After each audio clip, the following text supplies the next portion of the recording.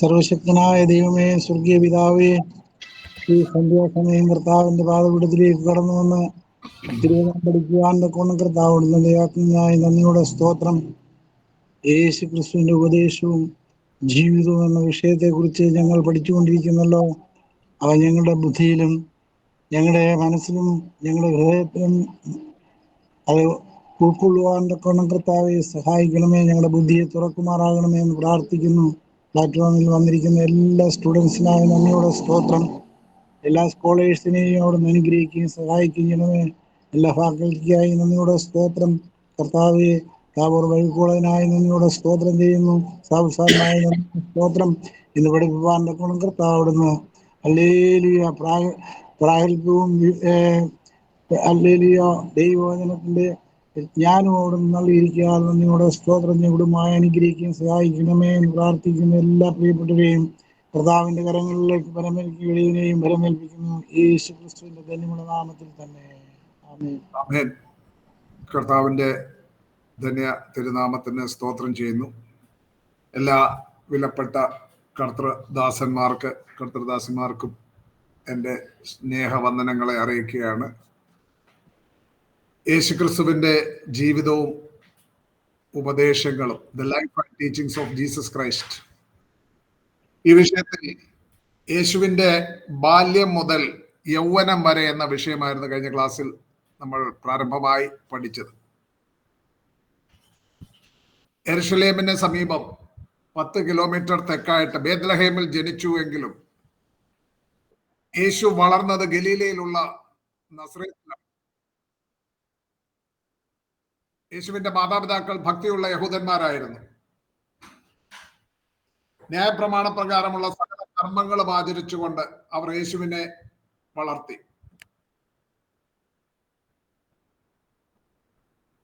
യേശുവിന്റെ ബാല്യം സംബന്ധിച്ച് ഏറ്റവും ഒടുവിലായി ലഭിച്ചിരിക്കുന്ന തിരുവെഴുത്തുകളിൽ ലഭിച്ചിരിക്കുന്ന വിവരങ്ങൾ, യഹൂദന്മാരുടെ മതാചാര പ്രകാരം 12 വയസ്സിന് മേൽ, അതായത് 13 വയസ്സ് ആകുമ്പോൾ അനുഷ്ഠിക്കുന്ന ബാർ മിത്സ്വ ആചരിക്കുവാൻ യേശുവുമായി മാതാപിതാക്കൾ യെരുശലേമിലേക്ക് പോയതും അവിടെ ഉണ്ടായ ആ സംഭവങ്ങളും അത് ഇന്നലെ നമ്മൾ ചിന്തിക്കുകയുണ്ടായി.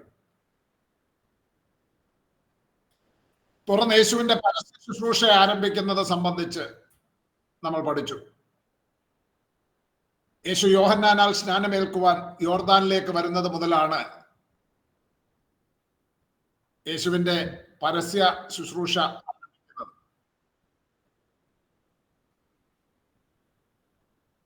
അതുകൊണ്ട് യേശുവിന്റെ പരസ്യ ശുശ്രൂഷയെ കുറിച്ച് പറയുന്നതിന് ആമുഖമായിട്ട് സ്നാപകനായ യോഹന്നാനെ പറ്റി, ജോൺ ദ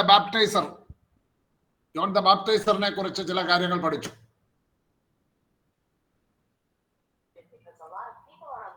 യേശുവിനെ സ്നാനം കഴിപ്പിക്കുവാൻ ദൈവം യോഹന്നാനെ അയച്ചു. യേശു പാപമില്ലാത്ത പരിശുദ്ധനായിരുന്നത് കൊണ്ട് യേശുവിന് മാനസാന്തര സ്നാനം കൊണ്ട് ആവശ്യമില്ലായിരുന്നു. യേശു പാപമില്ലാത്തവനായിരുന്നു എങ്കിലും പാപികളോടുകൂടെ എണ്ണപ്പെടുവാൻ അവരുടെ നിരയിലേക്ക് ചുങ്കക്കാരും വേശ്യമാരും പാപികളും നിൽക്കുന്ന ആ നിരയിലേക്ക് മാനസാന്തര സ്നാനത്തിനായി യേശുവും നിൽക്കുന്നു. യോഹന്നാന്റെ അടുക്കൽ വരികയാണ്. അത് നമ്മൾ കണ്ടു. യോഹന്നാൻ യേശുവിനെ സ്നാനമേൽക്കുന്നതിൽ നിന്നും വിലക്കി. എങ്കിലും യേശു പറയുന്നു, ദൈവിക നീതി നിവൃത്തിയാകുവാൻ, ഇങ്ങനെ സകല നീതിയെ നിവൃത്തിയാകേണ്ടതിന് ഇപ്പോൾ സമ്മതിക്കുക എന്ന് യോഹന്നാനോട് പറയുന്നു. ദൈവിക നീതി നിവൃത്തിയാകുവാൻ മനുഷ്യവർഗത്തിന്റെ രക്ഷകൻ പാപമൊഴികെ സകലത്തിലും പാപികളോടുകൂടെ എണ്ണപ്പെടേണ്ടത് ആവശ്യമായിരുന്നു. അതുകൊണ്ട് പാപികളിൽ ഒരുവൻ എന്ന പോലെ യേശുവും ആ നിരയിലേക്ക് നിന്നുകൊണ്ട് സ്നാനമേൽക്കുവാൻ ഇടവന്നു. യേശു സ്നാനപ്പെട്ടതിന്റെ മറ്റൊരു കാരണം സ്നാനത്തിൽ ദൃശ്യവും ശ്രവ്യവുമായി ഉണ്ടായ സംഭവങ്ങളും അവയിലൂടെ യേശുവിന്റെ ശുശ്രൂഷയ്ക്കുണ്ടായ ഡിവൈൻ കൺഫർമേഷൻ, ദൈവിക സ്ഥിരീകരണം അതായിരുന്നു. സ്നാപകനായ യോഹന്നാനോട് ദൈവം മുന്നേ അറിയിച്ചതുപോലെ ആരുടെ മേൽ പരിശുദ്ധാത്മാവ് ഇറങ്ങി വരുന്നത് നീ കാണും, അവനായിരിക്കും ക്രിസ്തു, അവനായിരിക്കും മെശിഹ. അപ്പോൾ യോഹന്നാൻ അത് കാണുവാൻ ഇടയായി തീർന്നു. ഇക്കാര്യങ്ങളൊക്കെ നമ്മൾ പഠിച്ചു. അവസാനമായി നമ്മൾ പഠിച്ചത് പഠിച്ച് പ്രാരംഭമായി പോയിന്റുകൾ കാണിച്ചത് പരീക്ഷകളിൽ വിജയിച്ച Yeshu, Jesus who triumphed over trials. Jesus who triumphed over trials. ദൈവവചനത്തിൽ പഴയ നിയമത്തിലും പുതിയ നിയമത്തിലും പരീക്ഷകളെ പറ്റി പ്രതിപാദിച്ചിട്ടുണ്ട്, പരിശോധനകളെ പറ്റി പ്രതിപാദിച്ചിട്ടുണ്ട്. പരീക്ഷയെന്ന് നമ്മൾ മലയാളം ബൈബിളിൽ കാണുന്ന പദത്തിന് പഴയ നിയമത്തിൽ എബ്രായ ഭാഷയിലും പുതിയ നിയമത്തിൽ ഗ്രീക്ക് ഭാഷയിലും, അല്ലെങ്കിൽ പഴയ നിയമത്തിൽ തന്നെ സെപ്റ്റുജന്റ് എന്ന് പറയുന്നത് ഗ്രീക്ക് പഴയ നിയമമാണ്. അവിടെ അപ്പോൾ എബ്രായ ഭാഷയിലും ഗ്രീക്ക് ഭാഷയിലും കൊടുത്തിരിക്കുന്ന പേരുകളാണ് നിങ്ങളിപ്പോൾ സ്ക്രീനിൽ കാണുന്നത്. മസ എന്ന് എബ്രായ ഭാഷയിലും പേരാസ്മോസ് എന്ന് ഗ്രീക്ക് ഭാഷയിലും പറയുന്നത് ടെംപ്റ്റേഷൻ അഥവാ പ്രലോഭനമാണ്. പരീക്ഷ എന്ന് പറയുമ്പോൾ അവിടെ പാപം ചെയ്യിപ്പിക്കുവാനായിട്ട് പിശാച് നടത്തുന്ന പ്രലോഭനത്തെയാണ് മസ എന്ന് പറയുന്നത്. മാസ എന്ന വെർബ് ക്രിയാപദം പേരാസോ എന്ന ക്രിയാപദത്തിന് പ്രലോഭിപ്പിക്കുക എന്നാണ് അർത്ഥം. മഹാൻ എന്ന് പറയുന്ന എബ്രായ പദത്തിന് ഗ്രീക്ക് ഭാഷയിൽ ഡോക്കിമാസോ എന്ന് പറയുന്നു. അതിന് ടു ടെസ്റ്റ്, പരിശോധിക്കുക, അല്ലെങ്കിൽ ഒരു അസേ മെറ്റൽസ് എന്ന് പറയുന്ന ലോഹങ്ങളുടെ മാറ്റു നോക്കുവാൻ, അവയെ ഉരുക്കി അവയുടെ മാറ്റു നോക്കുന്നത് പോലെ പരിശോധന കഴിക്കുക എന്നാണ് ഡോക്കിമാസോ എന്നുള്ള ആ ഗ്രീക്ക് പദത്തിന്, അല്ലെങ്കിൽ ബാഹാൻ എന്ന് പറയുന്ന എബ്രായ പദത്തിന് അർത്ഥമാക്കുന്നത്. ഇത് നിങ്ങളുടെ മനസ്സിൽ വേണം. പ്രലോഭനമാകുന്ന പരീക്ഷകളുണ്ട്, പരിശോധനകളുണ്ട്. ഇനി പ്രധാനമായിട്ടും 5 വിധത്തിലുള്ള പരിശോധനകൾ ദൈവവചനത്തിൽ കാണുന്നുണ്ട്. 5 വിധത്തിലുള്ള പരീക്ഷകൾ. ഒന്നാമത്, മനുഷ്യരെ പരീക്ഷിക്കുന്നു. മനുഷ്യരെ പരീക്ഷിക്കുന്നു.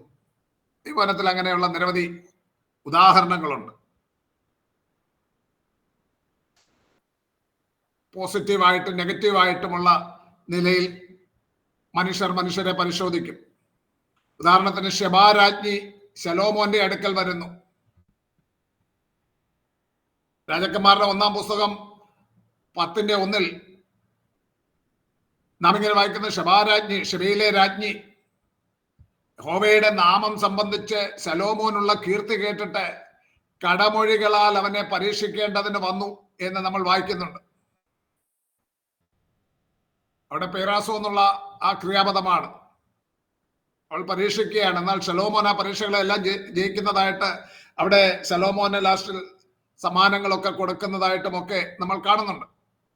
അത് കൂടുതൽ അറിയാൻ താല്പര്യമുള്ളത് ഒന്ന് രാജാക്കന്മാർ 10-ാം അധ്യായം വായിച്ചാൽ മതി.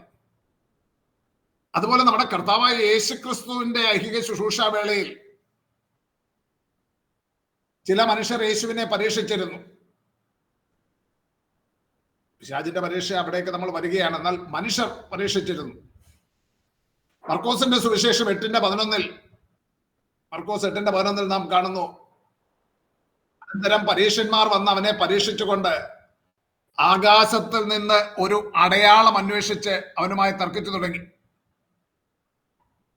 യേശു മശിഹായാണോ എന്നറിയേണ്ടതിന് പരീക്ഷന്മാര് യേശുവിനെ പരീക്ഷിച്ചു. മർക്കോസ് 8:11. ലൂക്കോസ് 10:25 നാം കാണുന്നു, അനന്തരം ഒരു ന്യായശാസ്ത്രി എഴുന്നേറ്റ് ഗുരു, ഞാൻ നിത്യജീവൻ അവകാശിയായി തീരുവാൻ എന്ത് ചെയ്യണമെന്ന് അവനെ പരീക്ഷിച്ചു ചോദിച്ചു. ന്യായശാസ്ത്രം എന്ന് പറയുമ്പോൾ തിരുവെഴുത്തുകളിൽ ആഴമായി പഠിച്ച് അത് നല്ല ഗ്രാഹ്യമുള്ളവരാണ്, ജ്ഞാനമുള്ളവരാണ്, പണ്ഡിതന്മാരാണ്. അങ്ങനെയുള്ളൊരു ന്യായശാസ്ത്രി യേശുവിനെ തിരുവെഴുത്തുകളിലുള്ള ജ്ഞാനം പരീക്ഷിക്കുകയാണ്. അവൻ ചോദിക്കുക, ഞാൻ നിത്യജീവൻ അവകാശിയായി തീരുവാൻ എന്ത് ചെയ്യണമെന്ന് അവനെ പരീക്ഷിച്ചു ചോദിച്ചു. പലപ്പോഴും ഇവരുടെ പരീക്ഷകളിലെല്ലാം, പലപ്പോഴും അല്ല എപ്പോഴും അവർ പരീക്ഷിക്കുമ്പോഴെല്ലാം കർത്താവിനെ പരീക്ഷിക്കുന്നതിൽ അവർ പരാജയപ്പെടുകയാണ് ചെയ്തിട്ടുള്ളത്. പരീക്ഷകന്മാർ പരാജയപ്പെടുകയാണ് ചെയ്തിട്ടുള്ളത്. അതുപോലെ മനുഷ്യനെ പരിശോധിക്കുന്നതിന്റെ നിരവധി ഉദാഹരണങ്ങൾ ബൈബിളിലുണ്ട്. അത് മഹാപുരോഹിതന്മാരും ശാസ്ത്രിമാരും മൂപ്പന്മാരും യേശുവിനെ വാക്കിൽ കൊടുക്കുവാൻ വേണ്ടി പരീക്ഷന്മാരിലും ഹെരോദ്യരിലും ചിലരെ അവന്റെ അടുക്കൽ അയച്ചു.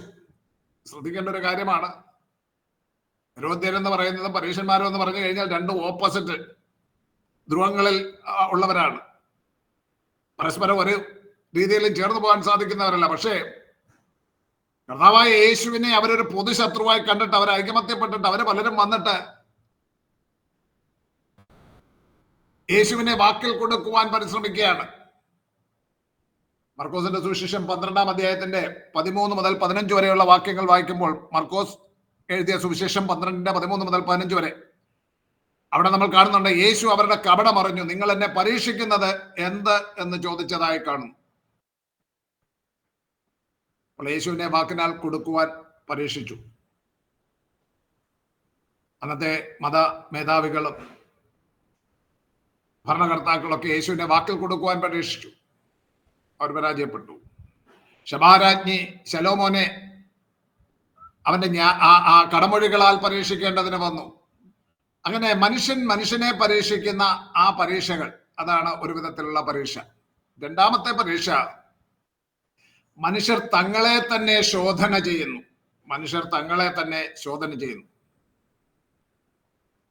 അതൊരു നല്ല കാര്യമാണ് കേട്ടോ. മനുഷ്യർ തങ്ങളെ തന്നെ ശോധന ചെയ്യുന്നത്, നാം സ്വയം ഒരു ശോധന നടത്തുന്നത് എപ്പോഴും അത് വളരെ നല്ല കാര്യം തന്നെയാണ്. നമ്മുടെ കർത്തൃമേശയുടെ വേളയിൽ 1 കൊരിന്ത്യർ 11-ാം അധ്യായം വായിക്കുമ്പോൾ അതിനകത്ത് ഒടുവിൽ പറയുന്ന ഒരു കാര്യം 11:28 പറയുന്നുണ്ട്, മനുഷ്യൻ തന്നെത്താൻ ശോധന ചെയ്തിട്ട് വേണം ഈ അപ്പം തിന്നുകയും പാനപാത്രത്തിൽ നിന്ന് കുടിക്കുകയും ചെയ്യുവാൻ. അവിടെ ശോധന ചെയ്തിട്ട് വേണം എന്ന്, ശോധന ചെയ്യുക എന്ന് പറയുവാൻ ഡോക്കിമാസോ, പരിശോധിക്കുക എന്ന പദമാണ് ഉപയോഗിച്ചിട്ടുള്ളത്. മനുഷ്യനെ പരീക്ഷിക്കുമ്പോൾ അത് സാക്ഷാൽ പരീക്ഷയാണ്. അത് ആസ എന്ന് പറയുന്ന പദമാണ് അവിടെ ഉപയോഗിച്ചിരിക്കുന്നത്. എന്നാൽ തന്നെത്താൻ ശോധന ചെയ്യുക, അവിടെ പരിശോധനയാണ്. ഡോക്കിമാസോ, പരിശോധനയാണ്. തന്നെത്താൻ ശോധന ചെയ്യണം. കർത്താവിന്റെ മേശയിൽ പങ്കെടുക്കുന്നവർ തന്നെത്താൻ ശോധന ചെയ്യണം. കൊരിന്ത്യർക്ക് എഴുതിയ 2-ാം ലേഖനം 13:5, 2 കൊരിന്ത്യർ 13:5, നമ്മൾ എപ്പോഴും ചെയ്തുകൊണ്ടിരിക്കേണ്ട ഒരു കാര്യം ദൈവാത്മാവ് നമ്മോട് പറയുകയാണ്. നിങ്ങൾ വിശ്വാസത്തിൽ ഇരിക്കുന്നുവോ എന്ന് നിങ്ങളെ തന്നെ പരീക്ഷിപ്പീൻ, നിങ്ങളെ തന്നെ ശോധന ചെയ്യുവീൻ. നിങ്ങൾ വിശ്വാസത്തിൽ ഇരിക്കുന്നുവോ എന്ന് നിങ്ങളെ തന്നെ പരീക്ഷിപ്പീൻ, നിങ്ങളെ തന്നെ ശോധന ചെയ്യുവീൻ. Test yourself to see if you are in the faith. Examine yourselves. നിങ്ങളെ തന്നെ ശോധന ചെയ്യുവീൻ. നിങ്ങൾ കൊള്ളരുതാത്തവരല്ല എന്ന് വരികിൽ യേശു ക്രിസ്തു നിങ്ങളിൽ ഉണ്ട് എന്ന് നിങ്ങളെ തന്നെ അറിയുന്നുവല്ലോ. അപ്പോൾ നിങ്ങളെ തന്നെ പരീക്ഷിപ്പീൻ എന്ന് പറയുവാൻ അവിടെ പേറാസോ എന്ന പദമാണ് ഉപയോഗിച്ചിട്ടുള്ളത്. എന്നാൽ അതുപോലെ ശോധന ചെയ്യുവീൻ എന്ന് പറയുവാൻ അവിടെ ഡോക്കിമാസോ എന്ന പദമാണ് ഉപയോഗിച്ചിരിക്കുന്നത്. ശോധന. അവരവർ വിശ്വാസത്തിൽ ഇരിക്കുന്നുവോ എന്ന് താങ്കൾ തന്നെ പരീക്ഷിക്കണം.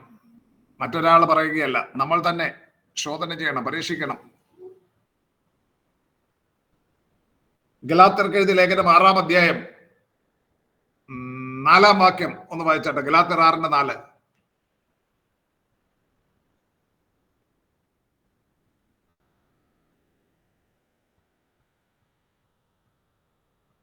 ഗലാത്യർ 6:4. ഓരോരുത്തൻ താൻ തന്നെ ഓരോരുത്തൻ താൻ തന്റെ പ്രവൃത്തി ശോധന ശോധന ചെയ്യട്ടെ. ചെയ്യട്ടെ. വായിച്ചു. ഓരോരുത്തൻ താൻ തന്റെ പ്രവൃത്തി ശോധന ചെയ്യട്ടെ.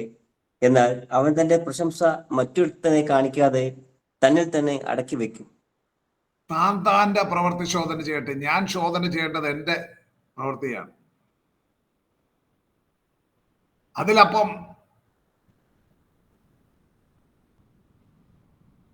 ഞാൻ നിൽക്കുന്നു എന്ന് തോന്നുന്നുവെങ്കിൽ വിരാതിരിപ്പാൻ ഞാൻ സൂക്ഷിക്കണം. അതുകൊണ്ട് അതിൽ പ്രശംസ പറയുകയല്ല, തന്നിൽ തന്നെ അടക്കി വെക്കട്ടെ. ശോധന ചെയ്യട്ടെ എന്ന് പറയുവാൻ അവിടെ ഡോക്യുമാസോ എന്ന പദമാണ് ഉപയോഗിച്ചിട്ടുള്ളത്. ഓരോരുത്തൻ താൻ്റെ പ്രവൃത്തി ശോധന ചെയ്യണം. അപ്പോൾ മനുഷ്യർ തങ്ങളെ തന്നെ ശോധന ചെയ്യുന്നു. ദാറ്റ് ഈസ് ഒരു പോസിറ്റീവായിട്ടുള്ള കാര്യമാണ്, തങ്ങളെ തന്നെ ശോധന ചെയ്യുക എന്ന് പറയുന്നത്. അത് നിത്യം നാം ചെയ്തുകൊണ്ടിരിക്കേണ്ട ഒരു കാര്യമാണ്. മൂന്നാമത്, മനുഷ്യർ ദൈവത്തെ പരീക്ഷിക്കുന്നു. അതത്ര നല്ല കാര്യമൊന്നുമല്ല. മനുഷ്യർ ദൈവത്തെ പരീക്ഷിക്കുന്നു. 28-ാം സങ്കീർത്തനത്തിന്റെ 41-ാം വാക്യത്തിൽ കാണുന്നു, again and again they tested God and provoked the Holy One of Israel. അവർ പിന്നെയും പിന്നെയും ദൈവത്തെ പരീക്ഷിച്ചു, ഇസ്രായേലിന്റെ പരിശുദ്ധനെ മുഷിപ്പിച്ചു. 28 റഫറൻസ് 28:11 സങ്കീർത്തനം. റഫറൻസ് 28 സ്ക്രീനെ കാണരുതോ? ഞാൻ പറഞ്ഞിരുന്നു, സ്ക്രീനെ കാണാൻ പറ്റുന്നുണ്ടോ? 78:41. 78:41. അവർ പിന്നെയും പിന്നെയും ദൈവത്തെ പരീക്ഷിച്ചു, ഇസ്രായേലിന്റെ പരിശുദ്ധനെ മുഷിപ്പിച്ചു. ആരായിരുന്നു?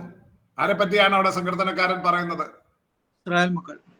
ഇസ്രായേൽ മക്കൾ മരുപ്രയാണത്തിലായിരുന്നപ്പോൾ സങ്കീർത്തനക്കാരൻ തന്റെ പൂർവ്വപിതാക്കന്മാരെ പറ്റി പറയുകയാണ്, അവർ പിന്നെയും പിന്നെയും ദൈവത്തെ പരീക്ഷിച്ചു, ഇസ്രായേലിന്റെ പരിശുദ്ധനെ മുഷിപ്പിച്ചു. ദൈവത്തിന്റെ വിശ്വസ്തതയിലും കരുണയിലും ദൈവത്തിന്റെ സർവശക്തിയിലും അവിശ്വസിക്കുന്നത് ദൈവത്തിന് വളരെ മുഷിപ്പുളവാക്കുന്ന ഒരു കാര്യമാണ്. അവിടെ പറഞ്ഞിരിക്കുന്ന പദം അതാണ്, ഇസ്രായേലിന്റെ പരിശുദ്ധനെ മുഷിപ്പിച്ചു. നാം ഏത് സാഹചര്യത്തിൽ കൂടെ കടന്നുപോയാലും ലോകം മുഴുവൻ നമ്മെ തള്ളിക്കളഞ്ഞാലും ദൈവത്തിൽ ഒരു വിശ്വാസം നമുക്കുണ്ടായിരിക്കണം. ദൈവം സർവശക്തനാണ്, ദൈവം പ്രവർത്തിപ്പാൻ കരുണയുള്ളവനാണ്, ദൈവം വിശ്വസ്തനാണ്, വാക്ക് പറഞ്ഞാൽ മാറാത്തവനാണ്. മരുപ്രയാണത്തിലായിരുന്ന പിതാക്കന്മാർ അവർ ദൈവത്തെ പരീക്ഷിച്ചു. പുറപ്പാട് പുസ്തകം 17:2 വാക്യം നമ്മൾ വായിക്കുമ്പോൾ അതിങ്ങനെ കാണുന്നു. പുറപ്പാട് 17:2, അതുകൊണ്ട് ജനം മോശയോട് ഞങ്ങൾക്ക് കുടിപ്പാൻ വെള്ളം തരുക എന്ന് കലഹിച്ചു പറഞ്ഞതിന് മോശ അവരോട്, നിങ്ങൾ എന്നോട് എന്തിനു കലഹിക്കുന്നു? നിങ്ങൾ യഹോവയെ പരീക്ഷിക്കുന്നത് എന്ത് എന്ന് പറഞ്ഞു. നോക്കുക, ബലമുള്ള കൈകൊണ്ട്, നീട്ടിയ ഭുജം കൊണ്ട് അന്നത്തെ ഏറ്റവും ശക്തമായ ഒരു സാമ്രാജ്യത്വത്തിന്റെ അടിമത്വത്തിൽ നിന്ന്, ഫറവോന്റെ അടിമത്വത്തിൽ നിന്ന്, മിസ്രൈമ്യ അടിമത്വത്തിൽ നിന്ന് വിടുവിച്ച് അതിശയകരമായി അത്ഭുതകരമായി നടത്തി ചെങ്കടൽ പിളർന്ന് ചെങ്കടലിന്റെ മധ്യേ അവരെ നടത്തിയവനായ ഒരു ദൈവം, അതേ ചെങ്കടലിൽ ഫറവോന്റെ സൈന്യത്തെ തകർത്ത് കളഞ്ഞവനായ ഒരു ദൈവം, ആ ദൈവം വിശ്വസ്തനാണ്, സർവശക്തനാണ്, കരുണയുള്ളവനാണെന്നുള്ളത് മറന്നുപോയപ്പോൾ മോശെ അവരോട് പറയുകയാണ്, നിങ്ങൾ യഹോവയെ പരീക്ഷിക്കുന്നു. വെള്ളത്തിനായി ദാഹിച്ചപ്പോൾ ഇസ്രായേൽ മക്കൾ യഹോവയെ പരീക്ഷിച്ചു. 78-ാം സങ്കീർത്തനത്തിൽ തന്നെ 18-ാം വാക്യത്തിൽ 78:18 തങ്ങളുടെ കൊതിക്ക് ഭക്ഷണം ചോദിച്ചുകൊണ്ട് അവർ ഹൃദയത്തിൽ ദൈവത്തെ പരീക്ഷിച്ചു. അവർ ദാഹിക്കുമ്പോൾ പരീക്ഷിച്ചു, വിശക്കുമ്പോൾ പരീക്ഷിച്ചു, ഭക്ഷണം മോഹിച്ചിട്ട് അവർ പരീക്ഷിച്ചു. അതേ 78-ാം സങ്കീർത്തനത്തിന്റെ 56-ാം വാക്യത്തിൽ 78:56, എങ്കിലും അവർ അത്യുന്നതനായ ദൈവത്തെ പരീക്ഷിച്ച് മത്സരിച്ചു, അവന്റെ സാക്ഷ്യങ്ങളെ പ്രമാണിച്ചതുമില്ല. 28:56 മനുഷ്യൻ ദൈവത്തെ പരീക്ഷിക്കുകയാണ്. 95-ാം സങ്കീർത്തനം വായിക്കുക. 95-ാം സങ്കീർത്തനത്തിന്റെ 9-ാം വാക്യം അവിടെയും പറയുന്നു, അവിടെ വെച്ച് നിങ്ങളുടെ പിതാക്കന്മാർ എന്നെ പരീക്ഷിച്ചു, എന്റെ പ്രവൃത്തി അവർ കണ്ടിട്ടും എന്നെ ശോധന ചെയ്തു. ദൈവത്തെ പരീക്ഷിക്കുകയാണ്. 95:9. ഇനി 106 സങ്കീർത്തനത്തിന്റെ 14 വാക്യം, സാംസ് 106, 14th വേഴ്സ്. മരുഭൂമിയിൽ വെച്ചവർ ഏറ്റവും മോഹിച്ചു, നിർജ്ജന പ്രദേശത്ത് അവർ ദൈവത്തെ പരീക്ഷിച്ചു. ശ്രമക്കളുടെ ഏറ്റവും വലിയ അപജയമായി ചൂണ്ടിക്കാണിക്കുന്നത് അവർ ദുർമോഹികളായി. പുറപ്പാട് പുസ്തകത്തിലും സംഖ്യാപുസ്തകത്തിലും ആവർത്തന പുസ്തകത്തിലും മാത്രമല്ല, പുതിയ നിയമത്തിൽ കൊരിന്ത്യർക്ക് എഴുതിയ ലേഖനത്തില്, 1 കൊരിന്ത്യർ 10-ാം അധ്യായം ഒക്കെ വായിച്ചു നോക്കുക. എബ്രായർക്ക് എഴുതിയ ലേഖനത്തില്, പഴയ നിയമത്തിൽ തന്നെ സങ്കീർത്തനങ്ങളിലൊക്കെ ആവർത്തിച്ച് അവർ ദുർമോഹികളായി തീർന്നു.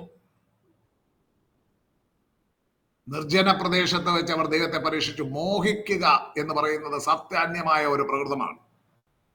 മോഹിപ്പിക്കുക. ചിലരൊക്കെ ഉണ്ട്, നിങ്ങളെ ഒരു വിഷയം അങ്ങോട്ട് ആഗ്രഹിച്ചാൽ അതങ്ങ് എഴുതി വെച്ചിട്ട് അതിനുവേണ്ടി പ്രാർത്ഥിക്കണം. നോ, അതിനൊന്നും ദൈവവചനത്തിൽ പ്രമാണമല്ല. മോഹിക്കരുതെന്നാണ് ദൈവവചനം പറയുന്നത്. മോഹിക്കരുത്. നമ്മുടെ ആവശ്യങ്ങൾ ദൈവത്തോട് അറിയിക്കാം. ദൈവത്തിന് പ്രസാദമായ കാര്യങ്ങളിൽ ദൈവം പ്രവർത്തിക്കും.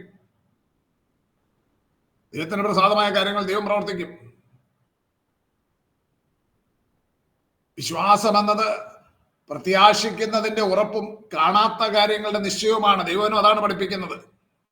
എന്നാൽ ഇന്നത്തെ പ്രാസംഗികരൊക്കെ വിശ്വാസത്തെ റീഡിഫൈൻ ചെയ്തു. വിശ്വാസം അവരുടെ ഭാഷയിൽ മോഹിക്കുന്നതിന്റെ ഉറപ്പ്, ഇല്ലാത്ത കാര്യങ്ങളുടെ നിശ്ചയം എന്ന് പറയാൻ തങ്ങൾക്കില്ലാത്തത്. ഇന്നത്തെ മെജോറിറ്റി പോപ്പുലർ പ്രീച്ചേഴ്സും അവർ പ്രസംഗിക്കുന്നത് ഇതാണ്: മോഹിക്കുന്നതിന്റെ ഉറപ്പ്, ഇല്ലാത്ത കാര്യങ്ങളുടെ നിശ്ചയം. ഇല്ലാത്തത്, എനിക്ക് ഒരു എന്താണ് പറയുന്നത്, ലംബോർഗിനിയോ മേഴ്സിഡസ് ബെൻസോ ഒന്നുമില്ല. ഞാൻ അതങ്ങ് മോഹിക്കുക, എന്നിട്ട് അതിനു വേണ്ടി പ്രാർത്ഥിച്ചുകൊണ്ടിരിക്കുക. ആ മോഹിക്കുന്നത് തരാൻ ദൈവം ശക്തനാണെന്ന് പറഞ്ഞ് ആ മോഹിക്കുന്നതിന്റെ ഉറപ്പ്. ലംബോർഗിനിയും അല്ലെങ്കിൽ മേഴ്സിഡസ് ബെൻസോ BMW ഒന്നും കാണാത്ത കാര്യങ്ങളല്ല. അത് റോഡിൽ കൂടെ ഒക്കെ ഇഷ്ടം പോലെ നടപ്പുണ്ട്. 3 നില വീടല്ല, 27 നിലയുടെ വീട് വേണേ കാണണമെങ്കിൽ ബോംബെ പോയാൽ അംബാനിയുടെ വീടുണ്ട്. അതൊക്കെ കാണുന്ന കാര്യങ്ങളാണ്. വിശ്വാസം എന്ന് പറയുന്നത് മോഹിക്കുന്നതിന്റെ ഉറപ്പല്ല, പ്രത്യാശിക്കുന്നതിന്റെ ഉറപ്പ്. പൂർവ്വപിതാക്കന്മാർ പ്രത്യാശിച്ചിരുന്നതിനെ പറ്റി എബ്രായ ലേഖനം 11-ാം അധ്യായത്തിൽ പറയുന്നുണ്ട്. അവരധികം നല്ലതിനെ, സ്വർഗീയമായതിനെ തന്നെ കാക്ഷിച്ചിരുന്നു. ആകയാൽ ദൈവം അവരുടെ ദൈവമെന്ന് വിളിക്കപ്പെടുവാൻ ലജ്ജിക്കുന്നില്ല. കനാൻ ദേശത്ത് വന്നപ്പോഴും അബ്രഹാമിന് എന്തുണ്ടായിരുന്നു എന്നുള്ളത് സ്തെഫാനോസ് തന്റെ പ്രസംഗത്തിൽ പറയുന്നുണ്ട്. എത്ര കാലടിയാ? 4 കാലടി എന്നോ 2 കാലടിയോ ഇതാണ്ട് നിലം മാത്രം. ആ മക്പേല ഗുഹ, ആ നിലം മാത്രമേ ഉള്ളൂ. 7-ാം അധ്യായം. എന്നാൽ അബ്രഹാം കണ്ടത് ദൈവം ശില്പിയായി നിർമ്മിച്ചതും അടിസ്ഥാനങ്ങളുള്ളതുമായ ഒരു നഗരമായിരുന്നു.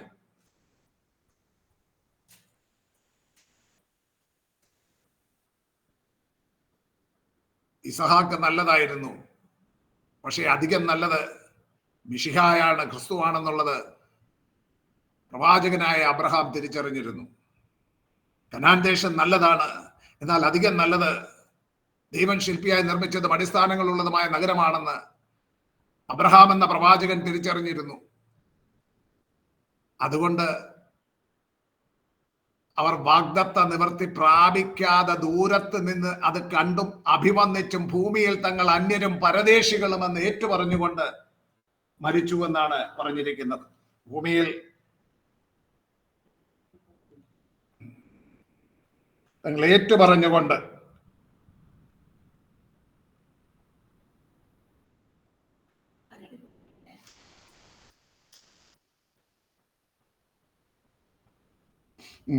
അബ്രഹാമിനെ പറ്റി സ്തെഫാനോസ് പറഞ്ഞിരിക്കുന്നത് ആക്സ് 7:5 അവൻ അതിൽ ഒരു കാലടി നിലം പോലും അവകാശം കൊടുത്തില്ല എന്നാണ് പറഞ്ഞിരിക്കുന്നത്.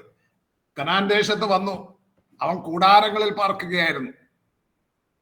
വാഗ്ദത്ത നിവൃത്തി എന്ന് പറയുന്നത് കനാൻ ദേശമല്ല. വാഗ്ദത്ത നിവൃത്തി എന്ന് പറയുന്നത് ദൈവം ശില്പിയായി നിർമ്മിച്ചതും അടിസ്ഥാനങ്ങളുള്ളതുമായ നഗരമാണ്. അത് കാണാത്ത കാര്യമാണ്. ഇവിടെയുള്ളതെല്ലാം കാണുന്നതാണ്. അതൊരുപക്ഷെ നമുക്ക് ഇല്ലാത്തതായിരിക്കാം. അതുകൊണ്ട് വിശ്വാസം എന്ന് പറയുന്നത് മോഹിക്കുന്നതിന്റെ ഉറപ്പും ഇല്ലാത്ത കാര്യങ്ങളുടെ നിശ്ചയമല്ല. വിശ്വാസം എന്ന് പറയുന്നത് പ്രത്യാശിക്കുന്നതിന്റെ ഉറപ്പും കാണാത്ത കാര്യങ്ങളുടെ നിശ്ചയവുമാണ്. മരുഭൂമിയിൽ വെച്ച് അവർ ഏറ്റവും മോഹിച്ചു. നിർജ്ജന പ്രദേശത്ത് അവർ ദൈവത്തെ പരീക്ഷിച്ചു. പുറപ്പാട് പുസ്തകം 17:7 മനുഷ്യർ ദൈവത്തെ പരീക്ഷിക്കുന്നത് 17:7. അതുപോലെ തന്നെ ആവർത്തന പുസ്തകം 6:16. പുറപ്പാട് പുസ്തകം 17:7, ആവർത്തന പുസ്തകം 6:16. ഇവിടെയൊക്കെ മസയിൽ വെച്ച് ഇസ്രായേൽ മക്കൾ ദൈവത്തെ പരീക്ഷിച്ച സംഭവം രേഖപ്പെടുത്തിയിട്ടുണ്ട്. ദൈവത്തെ പരീക്ഷിച്ച ആ സ്ഥലത്തിന് മസ എന്ന പേരായി. മസ എന്ന് പറഞ്ഞാൽ പരീക്ഷ എന്നാണ്. നമ്മൾ ആദ്യമേ കണ്ടതാണ്.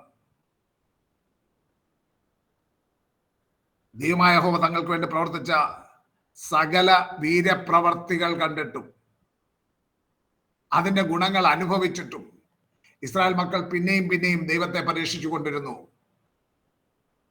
പുതിയ നിയമത്തിലും മനുഷ്യർ ദൈവത്തെ പരീക്ഷിച്ചതിന് നിരവധി ഉദാഹരണങ്ങളുണ്ട്. സഭാചരിത്രം ആരംഭിക്കുമ്പോൾ തന്നെ അനന്യാസും അവന്റെ ഭാര്യയായ സഫീറയും കർത്താവിന്റെ ആത്മാവിനെ പരീക്ഷിപ്പാൻ തമ്മിലൊത്തു. അപ്പോസ്തലപ്രവൃത്തി 5:9 കാണുന്നു, പത്രോസ് അവളോട്, കർത്താവിന്റെ ആത്മാവിനെ പരീക്ഷിപ്പാൻ നിങ്ങൾ തമ്മിലൊത്തത് എന്ത്? ഇതാ നിന്റെ ഭർത്താവിനെ കുഴിച്ചിട്ടവരുടെ കാൽ വാതിൽക്കലുണ്ട്, അവർ നിന്നെയും പുറത്തു കൊണ്ടുപോകുമെന്ന് പറഞ്ഞു. അനന്യാസും സഫീറയും ദൈവത്തെ പരീക്ഷിച്ചു. അവർക്കുണ്ടായ അനുഭവം അവിടെ കാണുന്നുണ്ട്. രക്ഷ പ്രാപിക്കുവാൻ യേശുക്രിസ്തുവിലുള്ള വിശ്വാസം മാത്രം പോരാ, മറ്റ് കർമ്മങ്ങൾ കൂടെ അനുഷ്ഠിക്കേണ്ടതുണ്ട് എന്ന് പഠിപ്പിക്കുന്നവരുണ്ട്. യേശുക്രിസ്തുവിന്റെ പ്രായശ്ചിത്തയാഗത്തെ തൃണവൽക്കരിച്ചുകൊണ്ട്, യേശുക്രിസ്തുവിന്റെ പ്രായശ്ചിത്തയാഗത്തെ അനാദരിച്ചുകൊണ്ട് ദൈവത്തെ പരീക്ഷിക്കുകയാണ് ചിലർ. ഉദാഹരണത്തിന്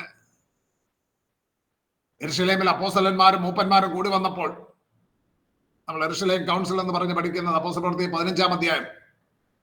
അവിടെ അപ്പോസ്തലന്മാരും മൂപ്പന്മാരും കൂടി വന്നു. ജാതികളിൽ നിന്ന് യേശുക്രിസ്തുവിൽ വിശ്വസിച്ച് രക്ഷ പ്രാപിച്ചവരെ സംബന്ധിച്ച്, ജാതികളിൽ നിന്നും യേശുക്രിസ്തുവിൽ വിശ്വസിച്ച് രക്ഷ പ്രാപിച്ചവരെ സംബന്ധിച്ച് പരീക്ഷപക്ഷത്തിൽ നിന്ന് വിശ്വസിച്ചവർ ചിലർ എഴുന്നേറ്റ് പരീക്ഷന്മാരുടെ അവരുടെ പഴയ പ്രാക്ടീസ് പാരമ്പര്യം അവർ രക്ഷിക്കപ്പെട്ട് കഴിഞ്ഞിട്ടും അതുകൊണ്ട് അവർ പറയുകയാണ്, രക്ഷ പ്രാപിക്കാൻ വിശ്വാസമൊക്കെ നല്ലതാ, പക്ഷെ അത് വിശ്വാസം മാത്രം പോരാ, പിന്നെ എന്ത് വേണം? ന്യായപ്രമാണം കൂടെ അനുഷ്ഠിക്കണം. അവരെ പരിച്ഛേദന കഴിപ്പിക്കുകയും മോശയുടെ ന്യായപ്രമാണം ആചരിപ്പാൻ കൽപ്പിക്കുകയും വേണം. പുസ്തകത്തെ 15-ാം അധ്യായത്തിൽ നിങ്ങൾ വായിച്ചു നോക്കിയാൽ അത് കാണാം. അങ്ങനെ വലിയ വാദം നടക്കുമ്പോൾ വിശ്വാസം മാത്രം പോരാ, പരിച്ഛേദന പോലുള്ള കർമ്മം കൂടെ ആചരിക്കണമെന്ന് വാദിച്ചവരോട് പത്രോസ് എഴുന്നേറ്റ് പറയുകയാണ് 15:10, ആകയാൽ നമ്മുടെ പിതാക്കന്മാർക്കും നമുക്കും ചുമപ്പാൻ കഴിഞ്ഞിട്ടില്ലാത്ത നുകം ശിഷ്യന്മാരുടെ കഴുത്തിൽ വെപ്പാൻ നിങ്ങളിപ്പോൾ ദൈവത്തെ പരീക്ഷിക്കുന്നത് എന്ത്? നമ്മുടെ പിതാക്കന്മാർക്കും നമുക്കും ചുമപ്പാൻ കഴിഞ്ഞിട്ടില്ലാത്ത നുകം. ന്യായപ്രമാണം ഒരു നുകമാണ്, അത് ഭാരമേറിയ ഒരു നുകമാണ്. അത് അനുഷ്ഠിപ്പാൻ പിതാക്കന്മാർക്ക് പോലും കഴിഞ്ഞിട്ടില്ല, നമുക്കും കഴിയുന്നില്ല. അത് നിങ്ങൾ മറ്റുള്ളവരുടെ ചുമലിൽ വെക്കുവാൻ, കഴുത്തിൽ വെപ്പാൻ നിങ്ങൾ ശ്രമിക്കുന്നതിലൂടെ നിങ്ങൾ ദൈവത്തെ പരീക്ഷിക്കുകയാണ്. പത്രോസ് അത് ചൂണ്ടിക്കാണിക്കുന്നു. ഏത് പ്രതിസന്ധിയിലും ദൈവജനം ദീർഘക്ഷമയും ധൈര്യവുമുള്ളവരും ദൈവത്തിൽ പ്രത്യാശയുള്ളവരുമായിരിക്കണം. ദൈവം തക്ക സമയത്ത് പ്രവർത്തിക്കും. ഞാൻ പറഞ്ഞല്ലോ 3 കാര്യങ്ങൾ. ദൈവത്തിന്റെ വിശ്വസ്തത. വലിയ പ്രയാസങ്ങൾ കൂടെ കടന്നു പോകുന്നവർ ഈ ക്ലാസ്സിലുണ്ട്. ദൈവം വിശ്വസ്തനാണെന്നുള്ളത് ഓർക്കുക. അവിടുന്ന് സോവറിൻ ഗോഡ്, അവിടുന്ന് സർവശക്തനാണെന്ന് ഓർക്കുക. അവിടുന്ന് മേഴ്സിഫുൾ ഗോഡ്, അവിടുന്ന് കരുണയുള്ള പിതാവാണെന്ന് ഓർക്കുക.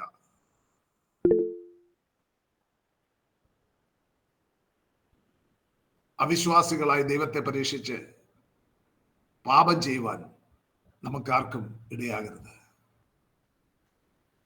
വലിയ ബുദ്ധിമുട്ടിലൂടെ, പ്രയാസത്തിലൂടെ കടന്നുപോയ ഫിലിപ്പിയിലുള്ള വിശുദ്ധന്മാരോട് ഫിലിപ്പിയ സഭ വലിയ ബുദ്ധിമുട്ടിൽ കൂടെ കടന്നുപോയ സഭയായിരുന്നു. മക്കതോന്യ സഭകൾ എന്ന് പറഞ്ഞ് പൗലോസ് കൊരിന്ത്യ ലേഖനത്തിൽ പറയുന്ന മക്കതോന്യ സഭകൾ കാണിച്ച കൂട്ടായ്മയെ പറ്റിയൊക്കെ പറയുന്നത് മക്കതോന്യയിലുള്ള ഫിലിപ്പിയ സഭയാണ്.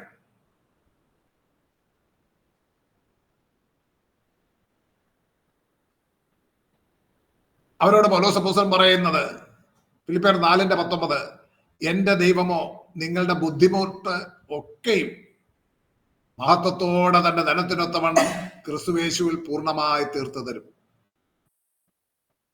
എന്റെ ദൈവമോ നിങ്ങളുടെ ബുദ്ധിമുട്ടൊക്കെയും മഹത്വത്തോടെ തന്റെ ധനത്തിനൊത്തവണ്ണം ക്രിസ്തുയേശുവിൽ പൂർണ്ണമായി തീർത്തു തരും.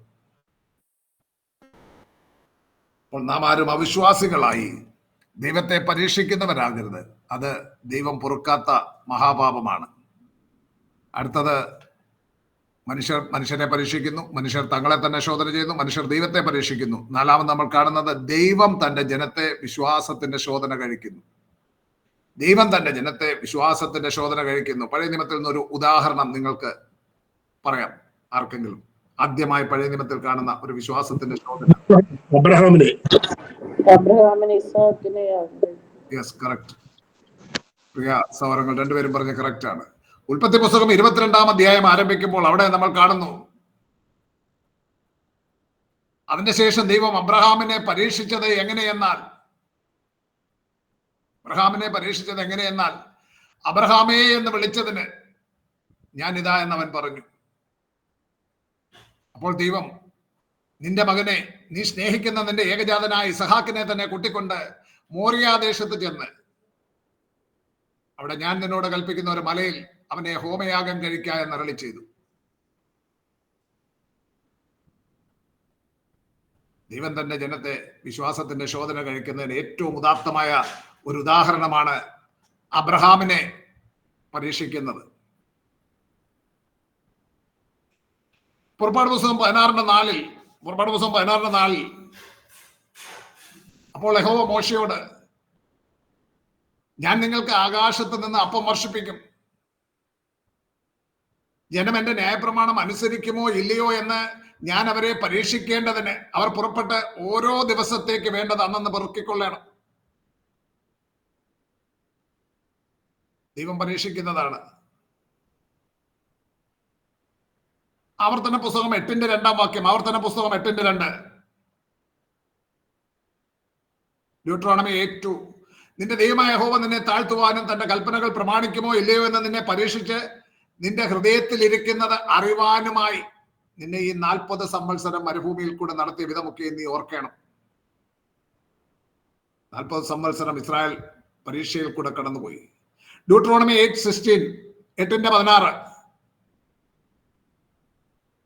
നിന്നെ താഴ്ത്തി പരീക്ഷിച്ച് പിൽക്കാലത്ത് നിനക്ക് നന്മ ചെയ്യേണ്ടതിന് മരുഭൂമിയിൽ നിന്നെ നിന്റെ പിതാക്കന്മാർ അറിയാത്ത മന്ന കൊണ്ട് പോഷിപ്പിക്കുകയും ചെയ്ത നിന്റെ ദൈവമായ യഹോവയെ നീ മറന്നു. നിന്നെ താഴ്ത്തി പരീക്ഷിച്ച് പിൽക്കാലത്ത് നിനക്ക് നന്മ ചെയ്യേണ്ടതിന്. ശ്രദ്ധിക്കണം, ദൈവം പരീക്ഷിച്ച് ദൈവത്തിന്റെ പരീക്ഷകളെല്ലാം പരിശോധനകളാണ്, പ്രലോഭനങ്ങളല്ല. പിശാചാണ് പ്രലോഭനങ്ങളിലൂടെ നമ്മളെ വീഴ്ത്തിക്കളയുവാൻ ശ്രമിക്കുന്നത്. ദൈവം ശോധന കഴിക്കുകയാണ്. ആ ശോധന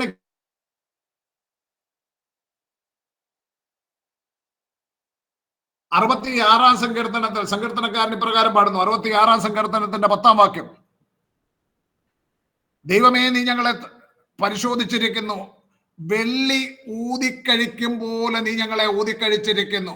മുമ്പ് ഞാൻ പറഞ്ഞല്ലോ, ഡോക്കിമാസോ എന്നുള്ള ആ പദത്തിന് അസേ ഓഫ് മെറ്റൽസ്, ലോഹങ്ങൾ ഊതിക്കഴിക്കുക, ലോഹങ്ങളുടെ മാറ്റു പരിശോധിക്കുകയാണ്. അത് വളരെ, ഒരു ലോഹത്തിന് ജീവൻ ഉണ്ടായിരുന്നെങ്കിൽ ലോഹം അത് ആ ഊതിക്കഴിക്കുന്ന അനുഭവത്തിലൂടെ കടന്നു പോകുമ്പോൾ അത് നിലവിളിക്കുമായിരുന്നു. ലോഹത്തിന് ജീവൻ ഉണ്ടായിരുന്നെങ്കിൽ എന്നാ ഞാൻ പറഞ്ഞത്. കഠിനമായ ഒരു ശോധനയാണ്, ഉരുക്കി തിളപ്പിച്ച് ഊതിക്കഴിക്കുന്ന ഒരു അനുഭവം, തീയിലൂടെ കടന്നു പോകുന്ന ഒരു അനുഭവം. സങ്കീർത്തനക്കാരൻ പറയുകയാണ്, ദൈവമേ നിന്റെ പരിശോധന വെള്ളി ഊതിക്കഴിക്കും പോലെയുള്ള പരിശോധനയായിരുന്നു. എന്നാൽ യെശയ്യാ പ്രവാചകനിലൂടെ യഹോവ ജനത്തോട് അരുളി ചെയ്യുന്നത് പ്രകാരമാണ്, യെശയ്യാ 48:10. ഇതാ ഞാൻ നിന്നെ ഊതിക്കഴിച്ചിരിക്കുന്നു, വെള്ളിയെ പോലെ അല്ലതാനും ഞാൻ നിന്നെ കഷ്ടതയുടെ ചൂളയിലാകുന്നു ശോധന കഴിച്ചത്. വെള്ളിയെ പോലെ അല്ലതാനും. നമുക്ക് വെള്ളി ഊതിക്കഴിക്കും പോലെ എന്നൊക്കെ സങ്കീർത്തനക്കാരൻ തന്റെ അനുഭവം പറയുന്നുവെങ്കിലും കഷ്ടതയുടെ ചൂളയിൽ കൂടെ കടത്തിവിട്ട് ശോധന കഴിക്കുകയാണ് ദൈവം ചെയ്യുന്നത്. പലപ്പോഴും കഷ്ടതയുടെ ചൂളയിൽ കൂടെ കടന്നു പോകേണ്ട ആ അനുഭവം ദൈവമക്കളുടെ ജീവിതത്തിൽ ഉണ്ടാകില്ല എന്ന് പറയുന്നില്ല. പഴയ നിയമത്തിലും പുതിയ നിയമത്തിലും കർത്താവ് പറയുന്നുണ്ട്, ലോകത്തിൽ നിങ്ങൾക്ക് കഷ്ടമുണ്ട്, ലോകത്തിൽ നിങ്ങൾക്ക് കഷ്ടമുണ്ട്, എങ്കിലും ധൈര്യപ്പെട്ട് ഞാൻ ലോകത്തെ ജയിച്ചിരിക്കുന്നു.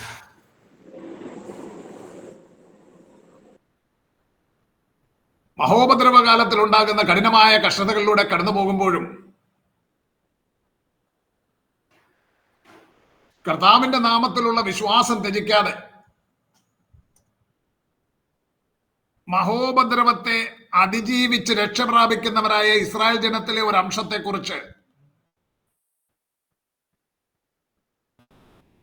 മഹോപദ്രവത്തെ അതിജീവിക്കാൻ നമുക്കാർക്കും സാധിക്കത്തില്ല. ദൈവം വെച്ചിരിക്കുന്ന ഒരു ക്രമീകരണമാണ്. ഇസ്രായേലിൽ ഒരു കൂട്ടം രക്ഷപ്രാപിക്കും. അങ്ങനെ കർത്താവിന്റെ നാമത്തിലുള്ള വിശ്വാസം ത്യജിക്കാതെ മഹോപദ്രവത്തെ അതിജീവിച്ച് രക്ഷപ്രാപിക്കുന്നവരായ ആ ഇസ്രായേൽ ജനത്തിലെ അംശത്തെക്കുറിച്ച് സെഖര്യാ പ്രവാചകനിലൂടെ യഹോവ അരുളി ചെയ്യുന്നത് ഇപ്രകാരമാണ്. സെഖര്യാ 13:9. സെഖര്യാ 13:9. മൂന്നിൽ ഒരംശം ഞാൻ തീയിൽ കൂടെ കടത്തി വെള്ളി ഊതിക്കഴിക്കുന്നത് പോലെ അവരെ ഊതിക്കഴിക്കും. മൂന്നിൽ ഒരംശം ഞാൻ തീയിൽ കൂടെ കടത്തി വെള്ളി ഊതിക്കഴിക്കുന്നത് പോലെ അവരെ ഊതിക്കഴിക്കും. പൊന്ന് ശോധന കഴിക്കുന്നത് പോലെ അവരെ ശോധന കഴിക്കും. അവർ എന്റെ നാമത്തെ വിളിച്ചപേക്ഷിക്കുകയും ഞാൻ അവർക്ക് ഉത്തരമരുളുകയും ചെയ്യും. അവർ എന്റെ ജനമെന്ന് ഞാൻ പറയും, യഹോവ എന്റെ ദൈവമെന്ന് അവരും പറയും. ഇസ്രായേലിന്റെ ഒരു അംശം രക്ഷപ്രാപിക്കുന്നത് സംബന്ധിച്ച് പറയുകയാണ്. മഹോപദ്രവത്തിന്റെ കഠിന ശോധനയിൽ കൂടെ കടന്നു പോവുകയാണ്. വെള്ളി ഊതിക്കഴിക്കും പോലെ അവരെ ശോധന കഴിക്കും. യെശയ്യാ പ്രവാചകനിൽ പറയുന്നത് വെള്ളിയെ പോലെ അല്ല നിങ്ങളെ ഊതിക്കഴിച്ചത്, കഷ്ടതയുടെ ആ ചൂളയിൽ കൂടെ ഒക്കെ കടന്നു പോയെന്നേ ഉള്ളൂ. എന്നാൽ മഹോപദ്രവ കാലത്തിൽ രക്ഷപ്രാപിക്കുന്നവരെ സാക്ഷാൽ വെള്ളി ഊതിക്കഴിക്കുന്നത് പോലെ കഠിനമായ ശോധനകളിൽ കൂടെ കടന്നു പോകേണ്ടി വരും.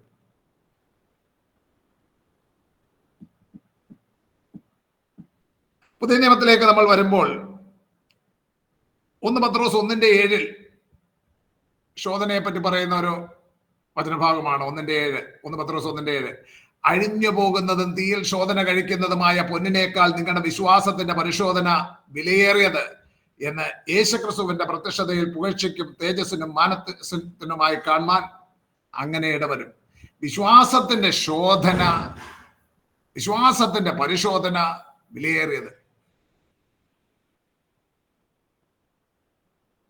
ഏത് പ്രതികൂലത്തിലും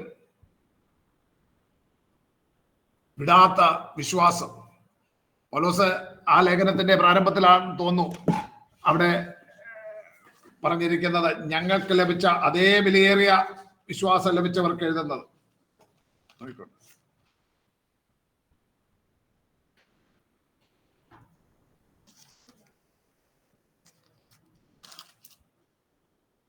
രണ്ടാമത്തെ ലേഖനത്തിലാണ് അതേ വിലയേറിയ ഞങ്ങൾക്ക് ലഭിച്ച അതുപോലെ അതേ വിലയേറിയ വിശ്വാസം ലഭിച്ചവർക്ക് എഴുതുന്നത്. അപ്പൊ വിലയേറിയ വിശ്വാസം ലഭിച്ചവർക്ക് വിശ്വാസത്തിന്റെ പരിശോധനയുണ്ട്. എന്നാൽ ഒരു കാര്യം മറന്നു പോകരുത്, ആ പരിശോധന അതിജീവിക്കുന്നവർക്ക് യേശുക്രിസ്തുവിന്റെ പ്രത്യക്ഷതയിൽ പുകഴ്ചയ്ക്കും തേജസ്സിനും മാനത്തിനും ഇടയായിത്തീരും, അല്ലെങ്കിൽ ലഭിപ്പാൻ ഇടയായിത്തീരും. ഈ ലോകത്തിൽ ഒരു പക്ഷേ പുകഴ്ചയും തേജസ്സും മാനവും ഒന്നും ലഭിച്ചെന്നിരിക്കത്തില്ല. ഈ ലോകത്തിൻ്റെതെല്ലാം വാടിപ്പോകുന്ന കിരീടങ്ങളാണ്. എന്നാൽ വാടാത്ത കിരീടം പ്രാപിക്കുവാൻ ഇടയായിത്തീരും വിശ്വാസത്തിന്റെ പരിശോധനയിൽ ജയാളികളായി പുറത്തു വരുന്നവർക്ക്. യാക്കോബ് എഴുതിയ ലേഖനം 1-ാം അധ്യായം 2-3 വാക്യങ്ങളിൽ ഇങ്ങനെ വായിക്കുന്നുണ്ട്. യാക്കോബ് 1:2-3 ഒന്ന് വായിച്ചാട്ടെ. യാക്കോബ് 1:2-3.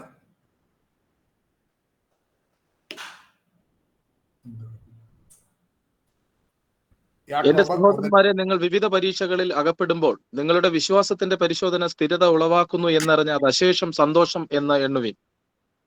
ഇവിടെ എന്താ പറഞ്ഞിരിക്കുന്നത്? വിവിധ പരീക്ഷകളിൽ അകപ്പെടുമ്പോൾ നിങ്ങളുടെ വിശ്വാസത്തിന്റെ പരിശോധന സ്ഥിരതയുളവാക്കുന്നു എന്നറിഞ്ഞ് അതശേഷം സന്തോഷം എന്നെണ്ണുവിൻ. റോമലേഖനം 5-ാം അധ്യായത്തിൽ പറയുന്നുണ്ടല്ലോ, കഷ്ടത സഹിഷ്ണുത, സഹിഷ്ണുത സിദ്ധതയെ, സിദ്ധത പ്രത്യാശയുളവാക്കുന്നു. ഇവിടെ പറയുന്നു വിശ്വാസത്തിന്റെ പരിശോധന സ്ഥിരതയുളവാക്കുന്നു. അതുകൊണ്ട് ആ പരിശോധനകളെ സന്തോഷമെന്നെണ്ണുവാനാണ് പറഞ്ഞിരിക്കുന്നത്. അതേ തുടർന്ന് യാക്കോബ് പറയുന്നുണ്ട്, നിങ്ങൾ ഒരുവന് ജ്ഞാനം കുറവാകുന്നുവെങ്കിൽ, ഒന്ന് വായിച്ചേ, അതോടൊന്ന് വായിച്ചേ.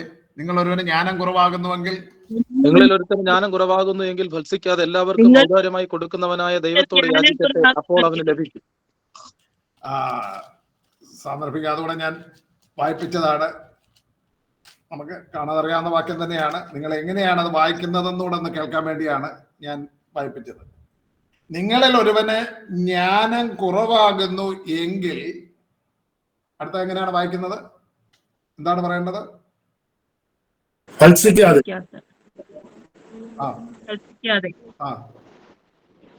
വായിക്കൂ. ഫൽസിക്കാതെ എല്ലാവർക്കും ഔദാര്യമായി കൊടുക്കുന്നവനായ ദൈവത്തോട് യാചിക്കട്ടെ, അപ്പോൾ ഇവിടെ ഫൽസിക്കാതെ എന്ന് പറഞ്ഞിരിക്കുന്നത് ആരാരെ ഫൽസിക്കരുതെന്നാ? ജ്ഞാനം കുറവുള്ളവനെ ഫൽസിക്കപ്പെടുന്നതാണ്. അങ്ങനെയല്ല പറഞ്ഞിരിക്കുന്നത്. ഇനി ഇംഗ്ലീഷ് ബൈബിൾ എടുത്തിട്ട് പിന്നെ ഒന്ന് വായിച്ചാൽ മതി. നിങ്ങളിൽ ഒരുവന് ജ്ഞാനം കുറവാകുന്നുവെങ്കിൽ, ഫൽസിക്കാതെ എല്ലാവർക്കും ഔദാര്യമായി കൊടുക്കുന്നവനായ ദൈവത്തോട് യാചിപ്പിൻ. ആ ദൈവത്തിന്റെ വിശേഷണം, ആഡ്ജക്റ്റീവ് ആണ് അവിടെ ഫൽസിക്കാതെ എന്ന് പറഞ്ഞിരിക്കുന്നത്. അല്ലാതെ നമ്മൾ ഫൽസിക്കരുതെന്നല്ല പറഞ്ഞിരിക്കുന്നത്. എന്ന് പറഞ്ഞാൽ ദൈവത്തോട് ചോദിച്ചാൽ ദൈവം ആരെയും ഫൽസിക്കുകയല്ല. ആ ദൈവത്തിന്റെ വിശേഷണമായി പറഞ്ഞിരിക്കുക, ഫൽസിക്കാതെ എല്ലാവർക്കും ഔദാര്യമായി കൊടുക്കുന്നവനായ ദൈവത്തോട് യാചിപ്പിൻ. അവിടെ ആ ജ്ഞാനം എന്തിനുള്ള ജ്ഞാനമാണ്? അത് യാക്കോബിന്റെ ലേഖനം ഞാൻ പഠിപ്പിക്കുമ്പോൾ അത് വിശദീകരിക്കാം. ഇന്ന് ഈ സെമസ്റ്ററിൽ അതിന് സമയമില്ല, അപ്പോൾ സമയം എടുക്കുന്നുമില്ല. അവിടെ പരിശോധന സഹിക്കുവാനുള്ള ജ്ഞാനമാണ് അവിടെ പറഞ്ഞിരിക്കുന്നത്. പരിശോധനയിൽ കൂടെ ഒരുവൻ കടന്നു പോവുകയാണ്. താഴോട്ട് വരുമ്പോൾ പിന്നെയും പരിശോധനകളെ പറ്റിയാണ് 1-ാം അധ്യായത്തിൽ പറയുന്നത്. അപ്പോൾ ആ പരിശോധനകൾ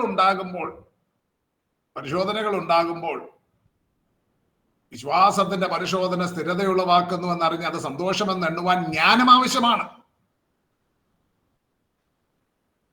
ആ പരിശോധനകളിൽ ജ്ഞാനം ആവശ്യമാണ്. അതുകൊണ്ട് ഫൽസിക്കാതെ എല്ലാവർക്കും ഔദാര്യമായി കൊടുക്കുന്ന ദൈവത്തോട് നിങ്ങൾ ചോദിപ്പീനെന്നാ പറഞ്ഞിരിക്കുന്നത്.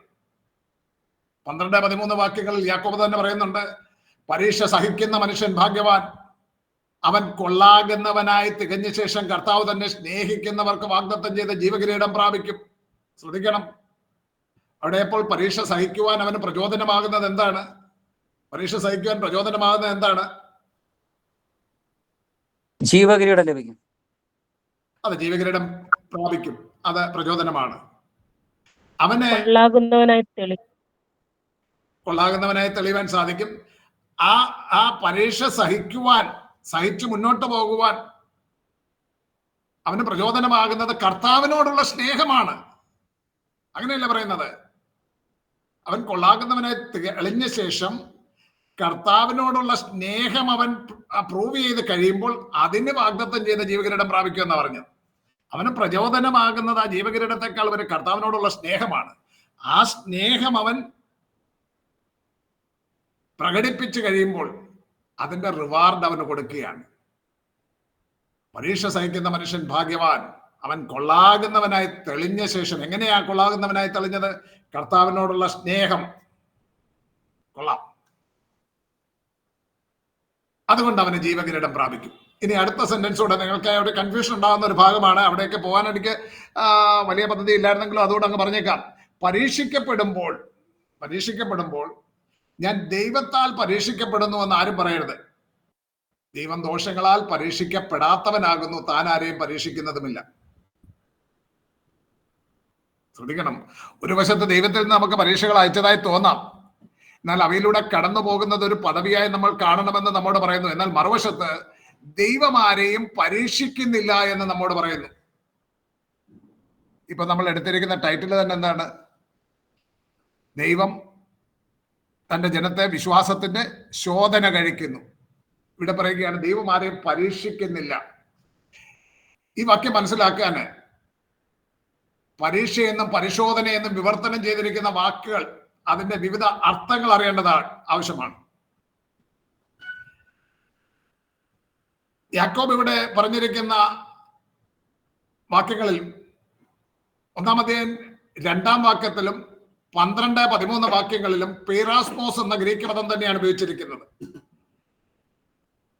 എന്നാൽ ഇവിടെ വ്യത്യസ്ത അർത്ഥങ്ങളിലാണ് അത് ഉപയോഗിച്ചിരിക്കുന്നത്.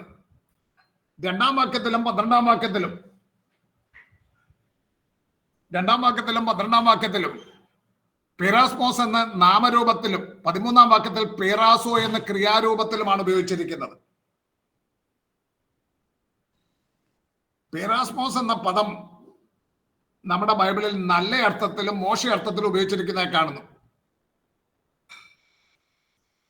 ഒന്നാമത്, നല്ലത് എന്താണെന്ന് വെളിപ്പെടുത്തുവാൻ എന്ന ഉദ്ദേശത്തോടെ പരിശോധന കഴിക്കുക എന്ന ആശയം.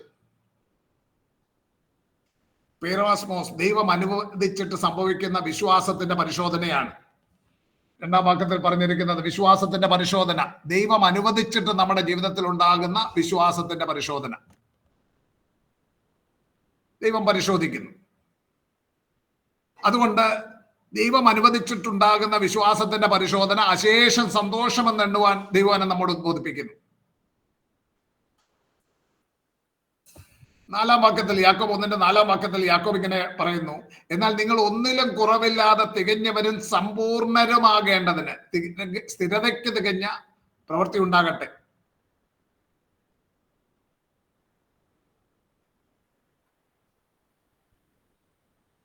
വിശ്വാസത്തിന്റെ പരിശോധന ഉണ്ടാകുമ്പോൾ അത് സഹിഷ്ണുതയോടെ സഹിച്ച് ജയമെടുക്കുന്നവർക്ക് ആത്മീയ പക്വതയിലേക്ക് വളർച്ച പ്രാപിക്കുവാൻ സാധിക്കുന്നു. പരീക്ഷകളിലൂടെ മാത്രമാണ് സഹിഷ്ണുത പഠിക്കുകയും ആത്മീയ പക്വതയിലേക്ക് വളരുകയും ചെയ്യുന്നത്.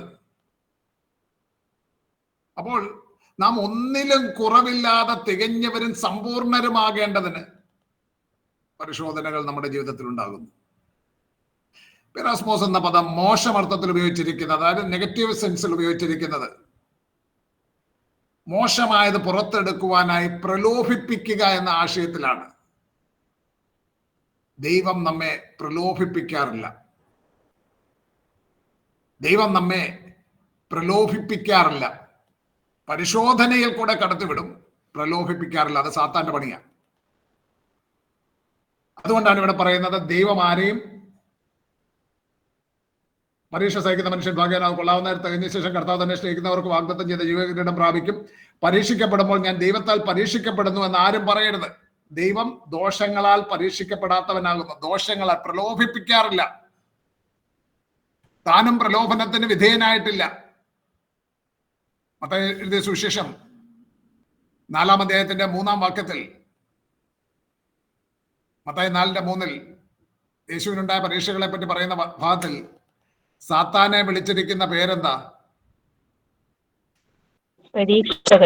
പരീക്ഷകൻ. അതിനെ വിളിക്കാൻ കാരണം സാത്താൻ തിന്മ പ്രവർത്തിക്കുവാൻ പ്രലോഭിപ്പിക്കുന്ന പ്രലോഭകനാണ്. തിന്മ പ്രവർത്തിക്കുവാൻ പ്രലോഭിപ്പിക്കുന്ന പ്രലോഭകനാണ് സാത്താൻ. ക്രിസ്തുവിനെ പ്രലോഭിപ്പിക്കുവാൻ സാത്താൻ പരിശ്രമിച്ചുവെങ്കിലും ആ ശ്രമത്തിൽ അവൻ പരാജയപ്പെട്ടു. എന്നാൽ ഏദനിൽ തുടങ്ങി മനുഷ്യവർഗത്തെ പ്രലോഭിപ്പിക്കുന്നതിനും ആ പ്രലോഭനങ്ങളാൽ പാപം ചെയ്യിപ്പിക്കുന്നതിനും സാത്താൻ വിജയിച്ചിട്ടുണ്ട്. അപ്പം ദൈവം ആരെയും പ്രലോഭിപ്പിക്കുന്നില്ല. ദൈവം ആരെയും പ്രലോഭിപ്പിച്ചിട്ട് പാപം ചെയ്യുവാൻ ഇടയാക്കുന്നില്ല. നമ്മളെ വീഴ്ച കളയുവാൻ ശ്രമിക്കുന്ന പരീക്ഷകൻ സാത്താനാണ്. ദൈവം അനുവദിച്ചിട്ട് നമ്മുടെ ജീവിതത്തിൽ ചില പരിശോധനകൾ ഉണ്ടാകും. അത് പൗലോസിന്റെ ജീവിതത്തിൽ ഉണ്ടായെങ്കിൽ, ഭക്തന്മാരുടെ ജീവിതങ്ങളിലെല്ലാം ഉണ്ടായെങ്കിൽ, നമ്മുടെ ജീവിതത്തിലും അതുണ്ടാകും. അതുണ്ടാകുമെന്ന് തന്നെയാണ് കർത്താവ് പറഞ്ഞിട്ടുള്ളത്. ലോകത്തിൽ നിങ്ങൾക്ക് കഷ്ടമുണ്ട്, കഷ്ടങ്ങളുണ്ട്, പ്രയാസങ്ങളുണ്ട്, നിന്ദകളുണ്ട്, ദുഷികളുണ്ട്, ഇതെല്ലാം ഉണ്ടാകും. പക്ഷേ അതിൻ്റെ എല്ലാം അനന്തരഫലം സ്ഥിരത ഉളവാക്കുന്നു. ഗോഡ്ലി ക്യാരക്ടറിലേക്ക് നമ്മൾ രൂപപ്പെടുവാൻ, നമ്മളെ ഒന്നിലും കുറവില്ലാതെ തികഞ്ഞവരും സമ്പൂർണരുമാകേണ്ടതിന് ദൈവം അനുവദിക്കുന്ന പരിശോധനകളാണ്. അപ്പം 4 വിധത്തിലുള്ള പരീക്ഷകൾ അല്ലെങ്കിൽ പരിശോധനകളെ പറ്റി നമ്മൾ കണ്ടു കഴിഞ്ഞു. ഇനി ഒരെണ്ണം കൂടെയുണ്ട്. സാത്താൻ ദൈവജനത്തെ പരീക്ഷിക്കുന്നു. സാത്താൻ ദൈവജനത്തെ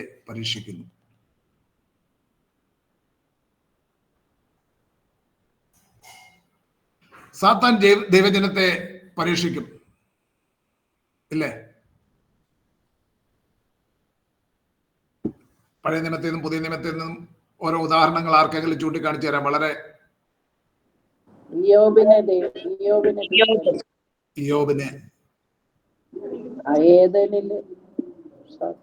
അതെ, പുതിയ നിയമത്തില് അത് രണ്ടും നല്ല എക്സാമ്പിൾസ് ആണ്. പുതിയ നിയമത്തിൽ നിന്നും യേശുവിനെ പരീക്ഷിച്ചു. സാധാരണ മനുഷ്യരിൽ ഒരുവനായിട്ട് അപ്പോസ്തലനായ പൗലോസിനെ ഉണ്ടായ. ഓക്കെ, അപ്പോൾ സാത്താൻ ദൈവജനത്തെ പരീക്ഷിക്കും. എന്നാൽ അവന് തോന്നിയതുപോലെ അങ്ങ് ചെയ്യാനൊക്കത്തില്ല. ദൈവം അനുവദിക്കുന്ന പരിധികൾക്കപ്പുറം യാതൊരു പരീക്ഷകളാലും നമ്മെ പീഡിപ്പിക്കുവാൻ അവന് കഴിയുകയില്ല. ഇന്ന് പലർക്കും ദൈവത്തെക്കാൾ പേടി പിശാചിനെയാണ്. ദൈവത്തെക്കാൾ പേടി പലർക്കും പിശാചിനെയാന്ന് തോന്നിപ്പോകും. നോ, അങ്ങനെ ആകരുത്. ദൈവം അനുവദിക്കാതെ നമ്മുടെ ഒരു രോമത്തെ തൊടുവാൻ അവന് സാധിക്കത്തില്ല. അതിന്റെ ഏറ്റവും ഉദാത്തമായ ഉദാഹരണമാണ് യോബിനുണ്ടായ പരീക്ഷ. യോബിന്റെ പുസ്തകം 1-ാം അധ്യായം 12-ാം വാക്യത്തിൽ, യോബ് 1:12, ദൈവം സാത്താനോട്, ഇതാ അവനുള്ളതൊക്കെയും നിന്റെ കയ്യിലിരിക്കുന്നു, അവന്റെ മേൽ മാത്രം കയ്യേറ്റം ചെയ്യരുതെന്ന് കൽപ്പിച്ചു. അങ്ങനെ സാത്താൻ യഹോവയുടെ സന്നിധി വിട്ട് പുറപ്പെട്ടു പോയി. യോബ് 2:6, യഹോവ സാത്താനോട്, ഇതാ അവൻ നിന്റെ കയ്യിലിരിക്കുന്നു, അവന്റെ പ്രാണനെ മാത്രം തുടരുത് എന്ന് കൽപ്പിച്ചു. ആദ്യം അവനുള്ളതൊക്കെ അപ്പോൾ അവനെ ഏൽപ്പിച്ചു കൊടുത്തു, പക്ഷെ അവന്റെ പ്രാണനെ തുടരുത്. അപ്പൊ ഇവിടെ ദൈവം ഓരോരോ വേലികൾ അഴിച്ചു കൊടുക്കുകയാണ്, ഓരോരോ വേലികൾ പൊളിച്ചു കൊടുക്കുകയാണ്. അതിനപ്പുറം കടക്കാം. അടുത്ത വേലി അവിടെ നിൽക്കുകയാണ്, വേലിക്കെട്ടിൽ. അതിനപ്പുറത്തേക്ക് പോകാൻ സാധിക്കില്ല. പരിധികൾ നിർണയിക്കപ്പെട്ടിരിക്കുകയാണ്. ദൈവം അനുവദിച്ചിരിക്കുന്ന സീമകൾക്കപ്പുറം കടന്നു പോകുവാനോ യോബിന് ദോഷം ചെയ്യുവാനോ സാത്താന് കഴിഞ്ഞിരുന്നില്ല. ദൈവം തന്റെ ഭക്തന്മാർക്ക് ചുറ്റും വേലി കെട്ടി അവരെ സംരക്ഷിക്കുന്നു.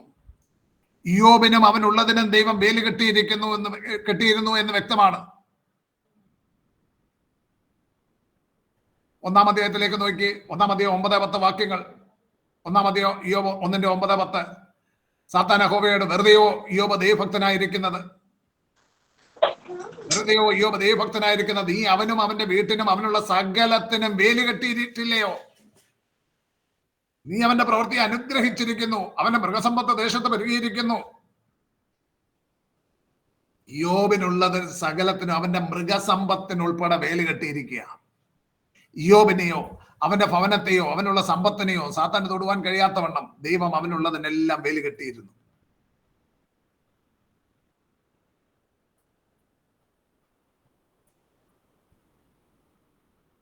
യോബിന്റെ ഭക്തി വെളിവാക്കപ്പെടുവാൻ ദൈവം ചില വേലികൾ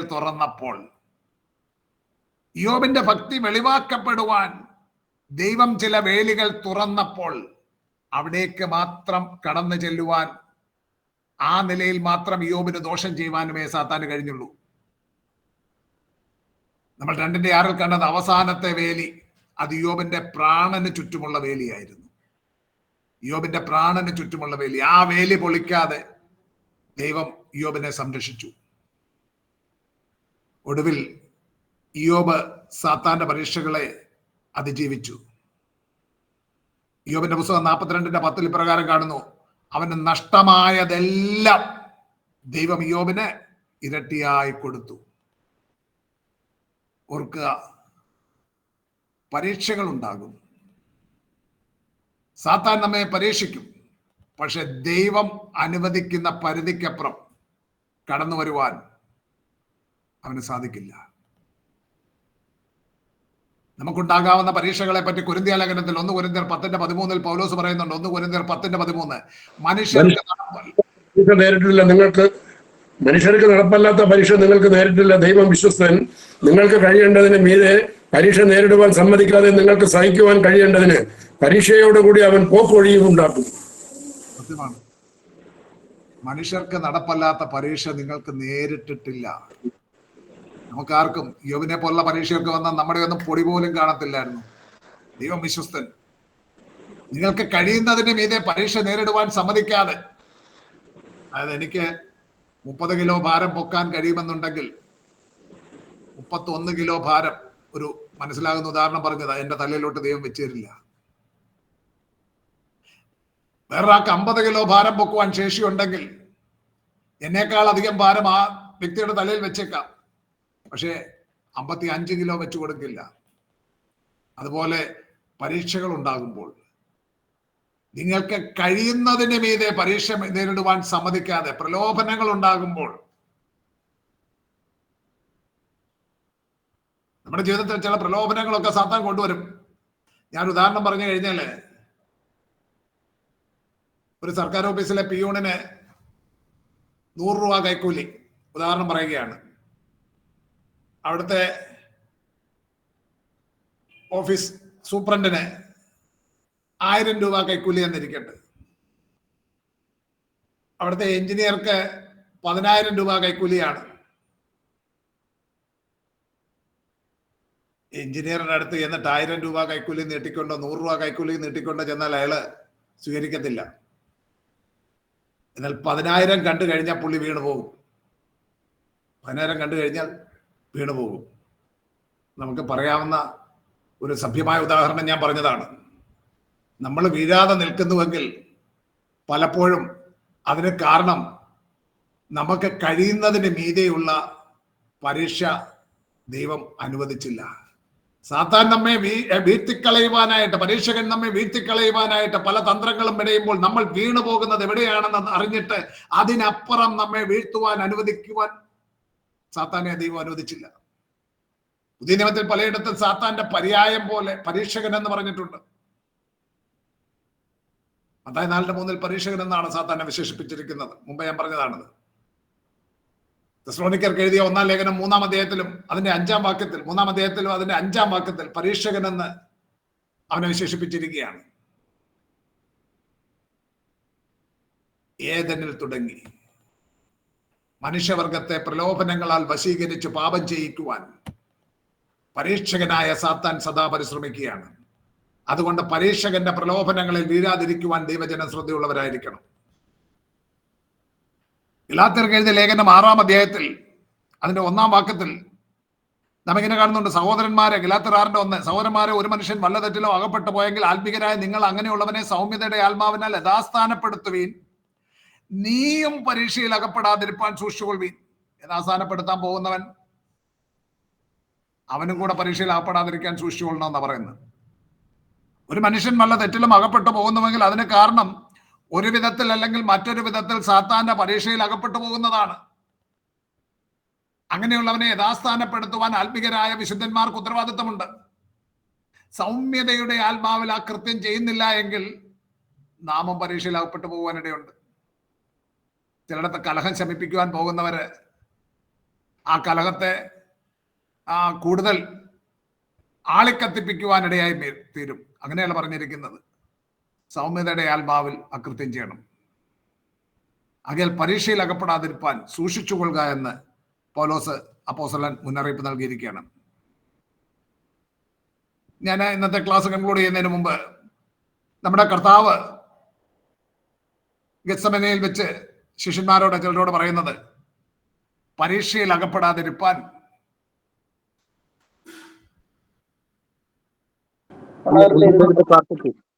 ഉണർന്നിരുന്ന് പ്രാർത്ഥിപ്പീൻ.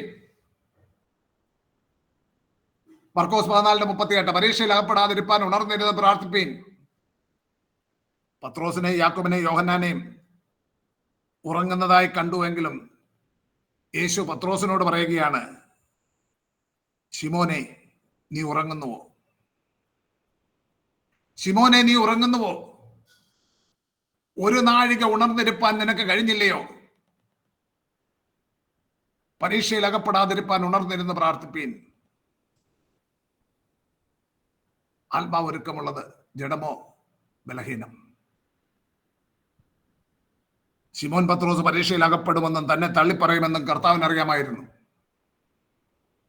എങ്കിലും പരീക്ഷയിൽ അകപ്പെടാതിരിപ്പാൻ ഏക മാർഗം കർത്താവ് ഉപദേശിക്കുകയാണ്. ഉണർന്നിരുന്ന് പ്രാർത്ഥിപ്പീൻ. പ്രാർത്ഥനയാൽ നാം ദൈവത്തോട് കൂടുതൽ അടുക്കുകയാണ്. ജഡത്തിൽ ആശ്രയിക്കാതെ ആത്മാവിൽ ആശ്രയിക്കുകയും ചെയ്യും.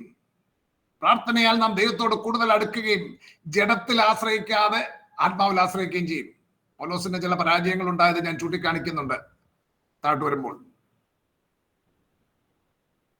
ആത്മാവിനാൽ മാത്രമേ സാത്താന്റെ പരീക്ഷയിൽ അകപ്പെടാതിരിപ്പാനും അഥവാ പരീക്ഷയിൽ അകപ്പെട്ടാൽ ജയമെടുക്കുവാനും സാധിക്കുകയുള്ളൂ. ശിമോനോട് സ്പെസിഫിക് ആയിട്ട് കർത്താവ് പറയുകയാണ്, ശിമോനെ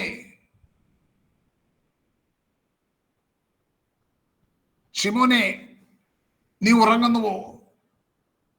ഒരു നാഴിക ഉണർന്നിരുപ്പാൻ നിനക്ക് കഴിഞ്ഞില്ലയോ? പരീക്ഷയിൽ അകപ്പെടാതിരിപ്പാൻ ഉണർന്നിരുന്ന് പ്രാർത്ഥിപ്പീൻ.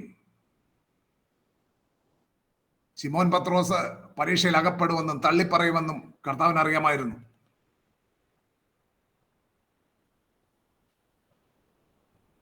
മത്തായിയുടെ സുവിശേഷം 26-ാം അധ്യായം നിങ്ങളൊന്ന് എടുത്തേ. മത്തായി 26-ാം അധ്യായം. മത്തായി 26-ന്റെ 31 മുതലുള്ള ഭാഗങ്ങൾ വായിക്കുമ്പോൾ, മത്തായി 26-ന്റെ 31 മുതൽ യേശു തന്റെ ശിഷ്യന്മാരോട്, ഈ രാത്രിയിൽ നിങ്ങൾ എല്ലാവരും എങ്കിൽ ഇടറും, ഞാൻ ഇടയനെ വെട്ടും, കൂട്ടത്തിലെ ആടുകൾ ചിതറിപ്പോകുമെന്ന് എഴുതിയിരിക്കുന്നുവല്ലോ. സക്രിയ പ്രവാചകനിലൂടെ പറഞ്ഞിരിക്കുന്നതാണ്. അത് ഉദ്ധരിച്ച് പറയുകയാണ്, ഞാൻ ഇടയനെ വെട്ടും, കൂട്ടത്തിൽ ആടുകളെല്ലാം ചിതറിപ്പോകുമെന്ന് എഴുതിയിരിക്കുന്നുവല്ലോ എന്ന് പറഞ്ഞപ്പോൾ, എടുത്തവരാരെങ്കിലും ഉണ്ടെങ്കിൽ വായിച്ചേ. പത്രോസ് അവിടെ ഒരു കാര്യം പറയുന്നുണ്ട്. എന്നാൽ ശേഷം നിങ്ങൾക്ക് മുമ്പായി ഗലീലയ്ക്ക് പോകും. അതിന് പത്രോസ്, എല്ലാവരും നിങ്ങൾ ഇടറിയാലും ഞാൻ ഒരു നാളും ഇടറുകയില്ല എന്ന് ഉത്തരം പറഞ്ഞു. പത്രോസിന്റെ വാചകം ഒന്ന് ശ്രദ്ധിച്ച്. പത്രോസ് നല്ല ബോൾഡായിട്ട് പറയുകയാണ്, എല്ലാവരും നിങ്ങൾ ഇടറിയാലും. ഈ 11 പേരിൽ ഒരുത്തന്നെ അങ്ങ് പോയല്ലോ. ഈ ബാക്കിയുള്ള 10 പേരും ഇടറിയാലും ഞാൻ ഇടറത്തില്ല, ഒരു നാളും ഇടറത്തില്ല. പത്രോസ് തന്റെ ജഡത്തിൽ ആശ്രയിച്ചുകൊണ്ടാണ് അവണ്ണം പറയുന്നത്. തന്റെ വിൽ പവർ കൊണ്ട് താൻ ജയമെടുക്കുമെന്ന് പത്രോസ് കരുതി.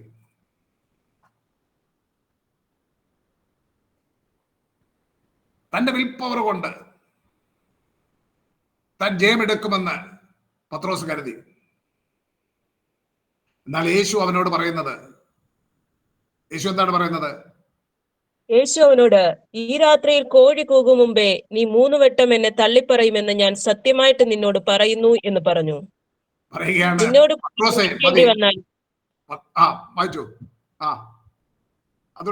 കൂടെ മരിക്കേണ്ടി വന്നാലും ഞാൻ നിന്നെ തള്ളിപ്പറയുകയില്ല എന്ന് പത്രോസ് അവനോട് പറഞ്ഞു.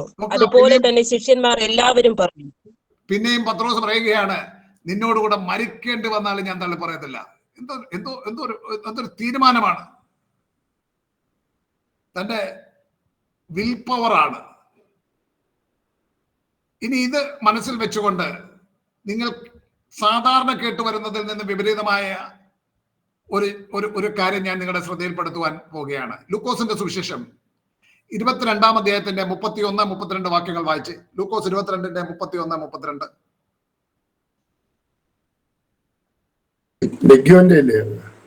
ലൂക്കോസ് 22-ന്റെ 31-32. ശിമോനെ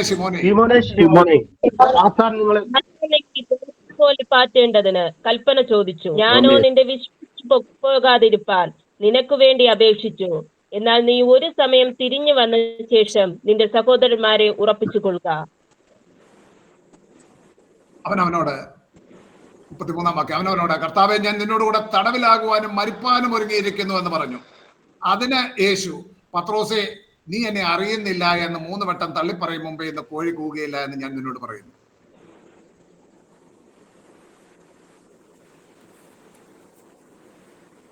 പത്രോസ് എന്താ പറഞ്ഞത്? മുമ്പേ നമ്മൾ കണ്ടു, എല്ലാവരും നിങ്ങൾ ഇടറിയാലും ഞാൻ ഒരു നാളും നിങ്ങൾ ഇടറുകയില്ല. നിന്നോടുകൂടെ തടവിലാകുവാനും മരിപ്പാനും ഒരുങ്ങിയിരിക്കുന്നു. കർത്താവ് പറയുകയാണ്, നീ എന്നെ അറിയുന്നില്ല എന്ന് 3 വട്ടം തള്ളിപ്പറയും മുമ്പേ ഇന്ന് കോഴി കൂകുകയില്ല. 22:31 എന്താണ് പറയുന്നത്? ശിമോനെ ശിമോനെ, സാത്താൻ നിങ്ങളെ കോതമ്പ് പോലെ പാറ്റേണ്ടതിന് കൽപ്പന ചോദിച്ചു. ദൈവം അനുവദിച്ചോ? പാറ്റുവാൻ അനുവദിച്ചോ? ഇല്ല. ഇല്ലെന്നാ നിങ്ങൾ കേട്ടിരിക്കുന്നത്. എന്നാൽ അനുവദിച്ചു എന്നാണ് ദൈവവചനം കാണുന്നത്. അങ്ങനെയാണോ? അനുവദിച്ചു. അതുകൊണ്ടല്ലേ 3 വട്ടം തള്ളിപ്പറയുകയും 3 വട്ടം തള്ളിപ്പറയുകയും പ്രാകുകയും ആണയിടുകയും ചെയ്തു. ചിതറിപ്പോയതെല്ലാം അനുവദിച്ചിട്ടല്ലേ? അനുവദിച്ചത് കൊണ്ടല്ലേ പറയുന്നത്, നീ മടങ്ങി വന്നിട്ട് നിന്റെ സഹോദരന്മാരെ ഉറപ്പിച്ചു കൊള്ളുക. നീ തിരിഞ്ഞു വന്ന ശേഷം നിന്റെ സഹോദരന്മാരെ ഉറപ്പിച്ചു കൊള്ളുക. തെറ്റിപ്പോകുന്നത് കൊണ്ടല്ലേ തിരിഞ്ഞു വരേണ്ടി വരുന്നത്. ദൈവം ശ്രദ്ധയോടെ പഠിക്കണം. എന്നാൽ അവൻ പാറ്റപ്പെട്ടുവെങ്കിലും അവന്റെ വിശ്വാസം പോയി പോകാതിരിപ്പാൻ യേശു അപേക്ഷിച്ചു. ആരോടാ അപേക്ഷിച്ചത്? ആരോടാ അപേക്ഷിച്ചത്?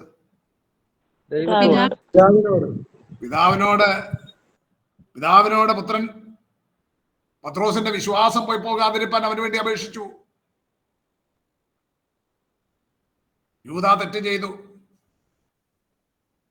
പക്ഷേ അവന്റെ വിശ്വാസം പോയി പോകാതിരിപ്പാൻ അവന് വേണ്ടി അപേക്ഷിച്ചില്ല. യൂദാ നശിച്ചുപോയി. അവൻ നാശയോഗ്യനായിരുന്നു. എന്നാൽ പത്രോസ്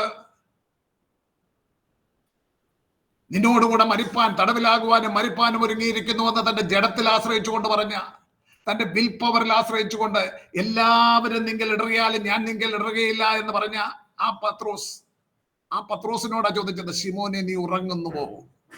ശിമോനെ, കൂടെ യാക്കോബുണ്ട്, യോഹന്നാനുണ്ട്, അവരോട് ആരോടുമല്ല ചോദിച്ചത്, ശിമോനെ നീ ഉറങ്ങുന്നുവോ? ഒരു നാഴിക ഉണർന്നിരിപ്പാൻ നിനക്ക് കഴിഞ്ഞില്ലയോ? നീ ഇതാ പരീക്ഷയിൽ അകപ്പെടാൻ പോവുകയാണ്. പരീക്ഷയിൽ അകപ്പെടാതിരിപ്പാൻ ഉണർന്നിരുന്ന് പ്രാർത്ഥിപ്പീൻ. നീ ജഡത്തിൽ ആശ്രയിക്കുന്നുവെങ്കിൽ ജഡം ബലഹീനമാണ്. ജഡം ബലഹീനമാണ്. ആത്മാവിനാൽ മാത്രമേ പിശാചിന്റെ പരീക്ഷയെ ജയിക്കുവാൻ സാധിക്കത്തുള്ളൂ.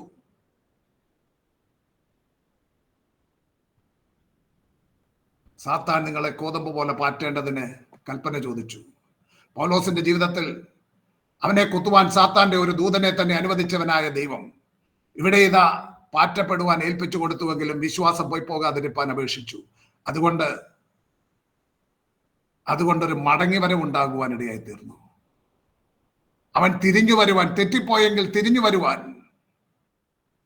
ഗലീല കടൽക്കരയിൽ 21-ാം അധ്യായം, യോഹന്നാന്റെ സുവിശേഷം 21-ാം അധ്യായത്തിൽ നമ്മൾ കാണുന്നത് വേറെ 6 ശിഷ്യന്മാരെ കൂടെ വിളിച്ചുകൊണ്ട് ഈ പത്രോസ് പോയി കഴിഞ്ഞ് പിന്നെ പഴയ പരിപാടിക്ക് വേണ്ടി ഒരിക്കൽ പടക് നിറയെ മീൻ കിട്ടിയതാണ്. അതെല്ലാം ഉപേക്ഷിച്ചിട്ട് അനുഗമിച്ചവനായ ആ നാഥനെ ഇപ്പം മറന്നിട്ട് വീണ്ടും പഴയ വള്ളവും എടുത്തുകൊണ്ട് കടലിലേക്ക് പോയിരിക്കുന്ന പത്രോസ് അവിടെ മടങ്ങി വന്ന് 3 വട്ടം തള്ളിപ്പറഞ്ഞതിന് തുല്യമായി 3 വട്ടം, നീ ഇവരിലധികമായി എന്നെ സ്നേഹിക്കുന്നു. Do you love me more than these? ഇവയിലധികമായിട്ടെന്നോ ഇവരിലധികമായിട്ടോ എന്നെ സ്നേഹിക്കുന്നു എന്ന് ചോദിച്ച് പൗലോസിനെ യഥാസ്ഥാനപ്പെടുത്തുന്ന കർത്താവിനെ നമുക്ക് യോഹന്നാൻ 21-ാം അധ്യായത്തിൽ കാണുവാൻ സാധിക്കുന്നു. അവനെ ഉപേക്ഷിച്ച് കളഞ്ഞില്ല. സാത്താൻ അവനെ പാറ്റിപ്പോയപ്പോൾ അവൻ അരിമനാഥനെ തള്ളിപ്പറഞ്ഞു, പ്രാകുകയും ആണയിടുകയും ചെയ്തു. അവൻ പഴയ തൊഴിലേക്ക് മടങ്ങിപ്പോയി. അവൻ തെറ്റിപ്പോയി. എന്നാൽ അവന് തിരിഞ്ഞു വരുവാൻ ഒരു അവസരം ദൈവം കൊടുത്തു. അതാണ് നമ്മൾ മനസ്സിലാക്കുന്നത്. പത്രോസ് തന്റെ ജഡത്തിൽ ആശ്രയിച്ച് പറഞ്ഞു, എല്ലാവരും ഇടറിപ്പോയാലും ഞാൻ ഇടറിപ്പോകത്തില്ല. ഞാൻ നിന്നോടുകൂടെ തടവിലാകുവാനും മരിപ്പാനും ഒരുങ്ങിയിരിക്കുന്നു. പ്രിയമുള്ളവരെ, നമ്മുടെ സ്വന്തം വിൽ പവർ കൊണ്ട് നമ്മുടെ ജഡത്തിൽ ആശ്രയിച്ച് ഒന്നും ചെയ്യുവാൻ നമുക്ക് സാധിക്കത്തില്ല. എന്നാൽ പ്രാർത്ഥനയാൽ ബലം പ്രാപിച്ചുകൊണ്ട്, ആത്മാവിന്റെ ബലം പ്രാപിച്ചുകൊണ്ട് പരീക്ഷ അതിജീവിക്കുവാൻ സാധിക്കണം. ജഡം ബലഹീനമാണ്. ജഡത്തിന് സ്വയമായി പിശാചിന്റെ പരീക്ഷയിൽ ജയമെടുക്കുവാൻ സാധിക്കുകയില്ല. അതുകൊണ്ടാണ് പരീക്ഷയിൽ അകപ്പെടാതിരിപ്പാൻ ഉണർന്നിരുന്ന് പ്രാർത്ഥിപ്പീൻ. ആത്മാവ് ഒരുക്കമുള്ളത് ജഡമോ ബലഹീനമെന്ന് കർത്താവ് പത്രോസിനോട് പറഞ്ഞത്. ക്രിസ്തുവിന്റെ ആത്മാവിനാൽ നമ്മുടെ അകത്തെ മനുഷ്യനെ സംബന്ധിച്ച് ശക്തിയോടെ ബലം പ്രാപിക്കേണ്ടതിന് പ്രാർത്ഥിക്കേണ്ടതിന്റെ ആവശ്യകത. എഫേസ്യർക്ക് എഴുതിയ ലേഖനം 3-ാം അധ്യായത്തിന്റെ 16-17 വാക്യങ്ങളിൽ പൗലോസ് പറയുന്നുണ്ട്, അകത്തെ മനുഷ്യൻ ശക്തിയോടെ ബലം പ്രാപിക്കണം.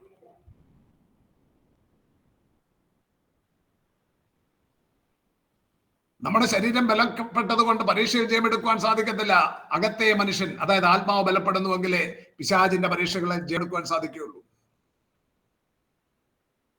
ഇന്നത്തെ ക്ലാസ് ഇവിടെ കൺക്ലൂഡ് ചെയ്യുകയാണ്. ഒരു വാക്യം ഓർപ്പിക്കട്ടെ. 2 കൊരിന്ത്യർ 2:11 വാക്യം. 2 കൊരിന്ത്യർ 2:11 വാക്യം. സാത്താൻ നമ്മെ തോൽപ്പിക്കരുത്, അവന്റെ തന്ത്രങ്ങളെ നാം അറിയാത്തവരല്ലല്ലോ. യേശു പരീക്ഷയിൽ വിജയിച്ചുകൊണ്ട് നമുക്ക് മാതൃകയും പ്രചോദനവുമായി നിലകൊള്ളുകയാണ്. കർത്താവ് എല്ലാവരെയും അനുഗ്രഹിക്കട്ടെ. യേശു സാത്താനാൽ പരീക്ഷിക്കപ്പെട്ടത് ഇൻ ഡീറ്റെയിൽ അടുത്ത ക്ലാസ്സിൽ നമ്മൾ പഠിക്കും. കർത്താവ് അനുവദിക്കുന്നുവെങ്കിൽ, കർത്താവിൻ്റെ ഓരോ താമസിക്കുന്നുവെങ്കിൽ. പ്രത്യേകം എല്ലാവരുടെയും പ്രാർത്ഥന ഞങ്ങൾക്ക് വേണ്ടി ചോദിച്ചുകൊള്ളുന്നു. കർത്താവിന്റെ ദാസൻ ചന്ദ്രൻ പാസ്റ്റർ പ്രാർത്ഥിച്ചാട്ട. ഈ ചന്ദ്രൻ അദ്ദേഹം കേട്ടില്ല.